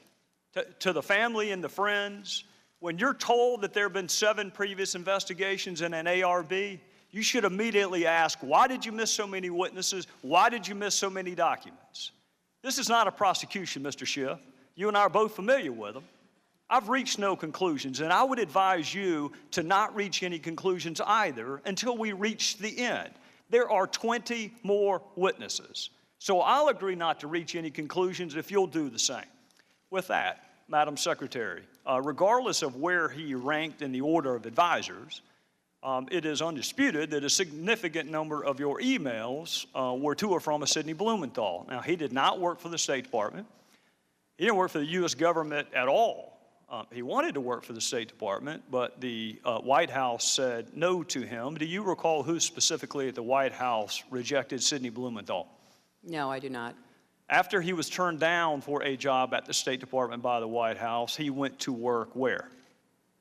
I think he had a number of consulting contracts with different entities. Well, if he had a number of them, do you recall any of them? I know that he did some work for my husband. Well, he worked for the Clinton Foundation. That's correct. Okay. He worked for Media Matters. I'm sure he did. He worked for Correct the Record. I'm sure he did. When you were asked about Sidney Blumenthal, you said he was an old friend who sent you unsolicited emails, which you passed on in some instances because you wanted to hear from people outside what you called the bubble. We will ignore for a second whether or not Sidney Blumenthal is outside the bubble, but I do want to ask you about a couple of those other comments, because what you left out was that he was an old friend who knew absolutely nothing about Libya, was critical of President Obama and others that you work with, loved to send you political and image advice, had business interests in Libya, which he not only alerted you to, but solicited your help for. And you often forwarded his emails, but usually only after you redacted out any identifiers so nobody knew where the information was coming from. What does the word unsolicited mean to you? It means that I did not ask him to send me the information that he sent me, and as I have previously stated, some of it I found interesting, some of it I did not, some of it I forwarded, some of it I did not. I did not know anything about any business interests. I thought that, just as I said previously, newspaper articles, journalists, of which he is one, a former journalist, had some interesting insights. And so we took them on board and evaluated them, and some were helpful and others were not. We're going to get to all the points you just made, but I want to start with your public comment that these emails were unsolicited. You wrote to him, "Another keeper, thanks and please keep them coming. Greetings from Kabul and thanks for keeping this stuff coming. Any other info about it? Question mark. What are you hearing now? Question mark. Got it. We'll follow up tomorrow. Anything else to convey? Question mark." Now that one is interesting because that was the very email where Mr. Blumenthal was asking you to intervene on behalf of a business deal that he was pursuing in Libya. What did you mean by what are you hearing now? I have no idea, Congressman. They started out unsolicited, and as I said, some were of interest. I passed them on, and some were not. And so he continued to provide me information that was made available to him. I don't want to parse words, and I don't want to be hyper-technical, because it's not a huge point, but it is an important point. You didn't say they started off unsolicited.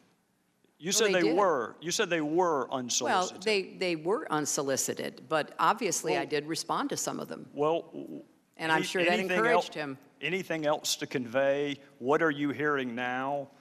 I'm going to Paris tomorrow night. We'll meet with TNC leaders, so this and additional info useful. Still don't have electricity or BlackBerry coverage post-Irene, so I've had to resort to my new iPad. Let me know if you received this. We'll talk about the new iPad in a little bit. Here's another one. This report is in part a response to your questions. That's an email from him to you. This report is in part a response to your questions. There'll be further information in the next day. If you're the one asking him for information, how does that square with the definition of unsolicited?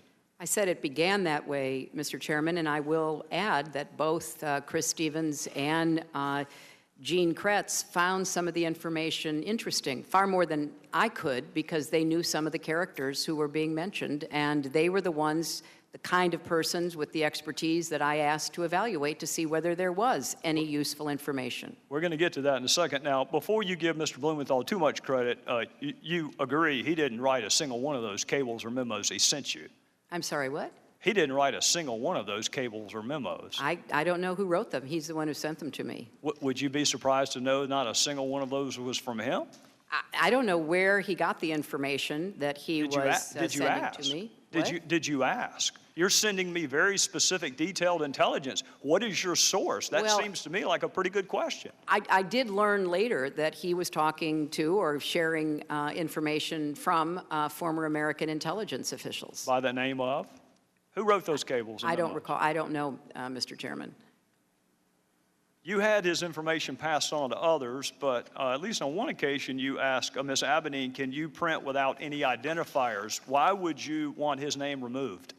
Because I thought that it would be more important to just look at the substance and to make a determination as to whether or not there was anything to it. Well, don't people have a right to know the source of the information so they can determine But credibility? he wasn't, as you just said, the source of the information. That was But you didn't clear. know that, Madam Secretary, and that's what you just said. No, no, Mr. Chairman. I no, said no, that ma'am, I knew that he didn't have the sources to provide that information. I knew he was getting it from somewhere else, whether he did knew you a lot ask of where? journalists, he knew others in Washington. It could have been a variety of people. Well, if you're going to determine credibility, don't you want to know the source? Well, it wasn't credibility so much as trying to follow the threads that were mentioned about individuals. And as I already stated, some of it was useful and some of it was not. Well, did the president know that Mr. Blumenthal was advising you?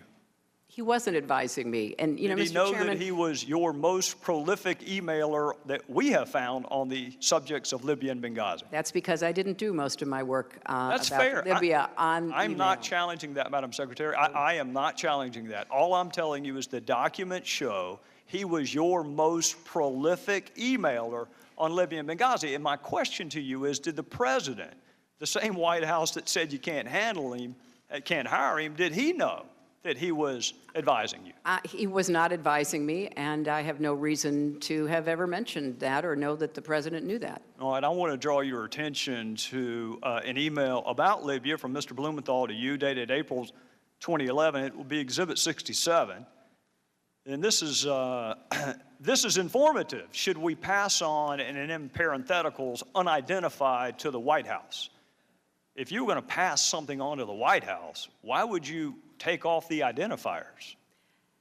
Because it was important to evaluate the information, and from a lot of intelligence that I have certainly reviewed over the years, you often don't have the source of the intelligence. You look at the intelligence and you try to determine whether or not it is credible, whether it can be followed up on. Well, I'm going to accept the fact that you and I come from different backgrounds, because I can tell you that an unsourced comment could never be uttered in any courtroom. You have Well, we're to not have talking the about right. courtrooms, Mr. Chairman. no. We're talking about intelligence. No, we're and- talking about credibility and the Well- ability to assess who a source is and whether or not that source has ever been to Libya, knows anything about Libya, or has business interest in Libya, all of which would be important if you were going to determine the credibility, which I think is why you probably took his information off of what you sent to the White House.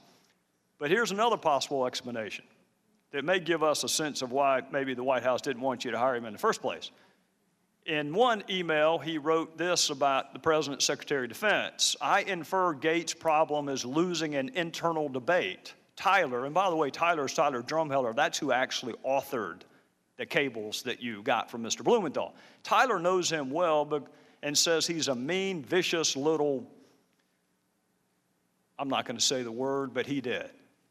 This is an email from Blumenthal to you about the President's Secretary of Defense. And here's another Blumenthal email to you about President's National Security Advisor. Frankly, Tom Donilon's babbling rhetoric about narratives on a phone briefing of reporters on March the 10th has inspired derision among serious foreign policy analysts, both here and abroad. And here's another one from what you say is your old friend, Sidney Blumenthal.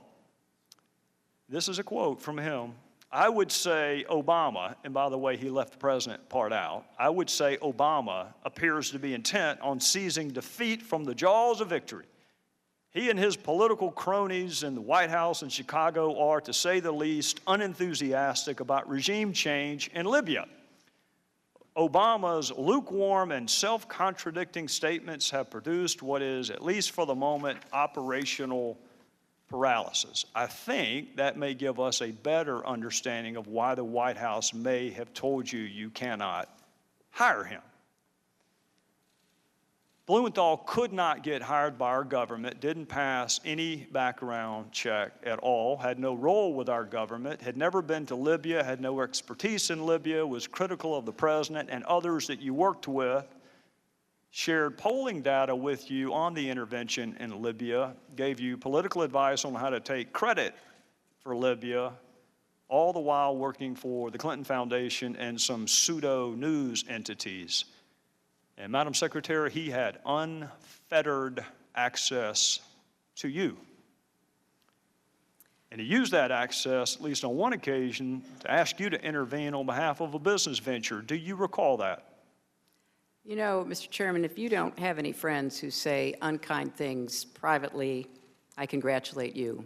But from my perspective, I'd like to think I'd correct them. I don't know what this line of questioning does to help us get to the bottom of the deaths of 4 Americans. I'll be happy and help us I'll be do happy better. to help you understand that, Madam Secretary. But I want to reiterate what I said to Congresswoman Sanchez.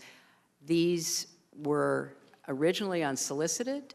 You've just said that perhaps the main, if not the exclusive author, was a former intelligence agent for our country who rose to the highest levels of the CIA and who was given credit for being one of the very few who pointed out that the intelligence used by the Bush administration to go to war in Iraq was wrong. So I think that, you know, the sharing of information from an old friend that I did not take at face value, that I sent on to those who were experts, is something that, you know, makes sense, but it was certainly not in any way the primary source of or the predominant understanding that we had of what was going on in Libya and what we needed to be doing. Well, Madam Secretary, I'm out of time, and we'll pick this back up the next round, but I'll go ahead and let you know ahead of time why it's relevant. It's relevant because our ambassador was asked to read and respond to Sidney Blumenthal's drivel. It was sent to him to read and react to. In some instances, on the very same day he was asking for security. So I think it is eminently fair to ask why Sidney Blumenthal had unfettered access to you, Madam Secretary, with whatever he wanted to talk about, and there's not a single solitary email to or from you, to or from Ambassador Stevens. I think that is fair, and we'll take that up next Gentleman round. yield. Gentleman yield. Sure. Thank you. Mr. Chairman, you've made several inaccurate statements over the past month as you have tried to defend against multiple Republican admissions that the Select Committee has been wasting millions of tax dollars to damage Secretary Clinton's bid for president. On Sunday, you made another inaccurate statement during your appearance on Face the Nation, and it's being taken up here, and this is the relevance. Here's what you said, and I quote, "There are other folks who may have equities in her emails, and there may be other entities who are evaluating her emails. But my interest in them is solely making sure that I get everything I'm entitled to so that I can do my job. The rest of it, classification, Clinton Foundation, you name it, I have zero interest in it, which is why you haven't seen me send a subpoena related to it or interview a single person other than Brian Pagliano, because I need to know that the record is complete." And I'm going back to the truth, the whole truth, and nothing but the truth. I'm Mr. waiting. Chairman, let me finish. I'm waiting on you. I've been very patient. coming. Just wait. I'm waiting on the inaccurate statement. I'm getting there. Mr. Chairman. Well, we got to take your a break. statement was, well, it's not going to take long. You took up 4 minutes over, so let me have 3. I've let everybody go over, Thank including you, Mr. Congress. Thank you very much. You issued a subpoena to Sidney Blumenthal on May 19th, 2015, compelling him to appear for a deposition on June 16, 2015. You issued this subpoena unilaterally without giving the Select Committee members the opportunity to debate or vote on it. You sent 2 armed marshals to serve the subpoena on Mrs. Blumenthal's wife at their home without having ever sent him a request to participate voluntarily, which he would have done. Then, Mr. Chairman, you personally attended Mr. Blumenthal's deposition. You personally asked him about the Clinton Foundation, and you personally directed your staff to ask questions about the Clinton Foundation, which they did more than 50 times. Now, these facts directly contradict the statements you made on national television this No, last Sunday. no, sir. With all due respect, they do not. We just heard email after email after email about Libya and Benghazi that Sidney Blumenthal sent to the Secretary of State. I don't care if he sent it by Morse code, carrier pigeon, smoke signals. The fact that he happened to send it by email is irrelevant. What is relevant is that he was sending information to the Secretary of State. That is what's relevant. Now, with respect to the subpoena, if he'd bothered to answer the telephone calls of our committee, he wouldn't have needed a subpoena. Would the gentleman yield? I'll be happy to, but you need to make sure the entire record is correct, Mr. Cummings. And that's exactly what I want to do. Well, then go ahead. I'm about to tell you. I move that we put into the record the entire transcript of Sidney Blumenthal. We're going to release the emails. Let's do the transcript. That way the world can see it. Well, we didn't. The motion has been seconded.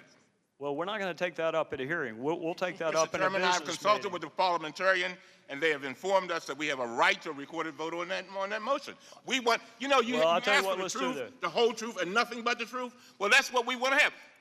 Let the world see it. Why is it that you only want Mr. Blumenthal's transcript released? Why don't you I'd want like the to have all of survivors? them released. The survivors, even their names? Let me You tell want you that? something. No, You want that released? Let me tell you something. Right now, The only one right you've now, asked the for only is Sidney Blumenthal. the That's the only one you've asked for. That and Ms. Mills. Cheryl Mills. That's not true. Now, that's 2 out of 54. Chairman asked for a Now, if you recorded want to vote. ask for some fact We asked witnesses, for a recorded vote on the Blumenthal. You said from the beginning, we want the truth, the whole truth, and nothing but the truth. Why don't we just put the entire transcript out there and let the world see it? What do you have to hide? His are the only emails that you have released.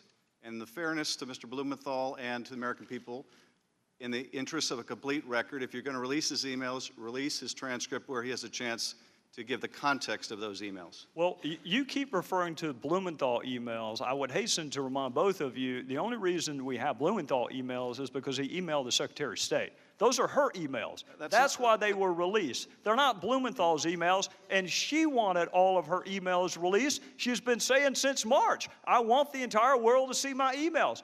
Well, Sidney Blumenthal's emails are part of that. So here's what I'll do. I'll be happy to talk to the parliamentarian, because the parliamentarian told me that your motion actually would not be in order for a hearing. But at the latest, we'll take a vote. The first week we are back, after this week, we'll have a business meeting.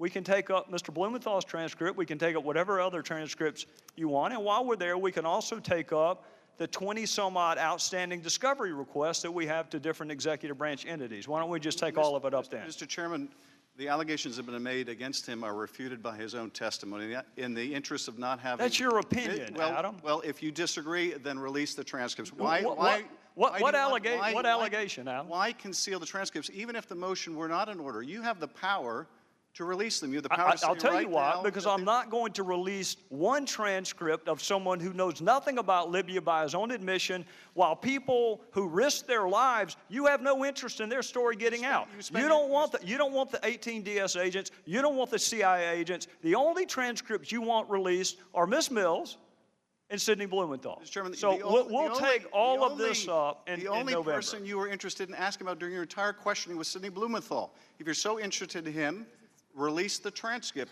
You selectively released his emails. They're the only witness you've done that for. So you're asking, why are we only asking for his transcript? I'm going to saying ask the because you gentleman from released his California emails. to please do a better job of characterizing. These are not Sidney Blumenthal's emails. These are Secretary Clinton's emails. And I'll tell you what, if you think you've heard about Sidney Blumenthal so far, wait till the next round. With that, we're adjourned.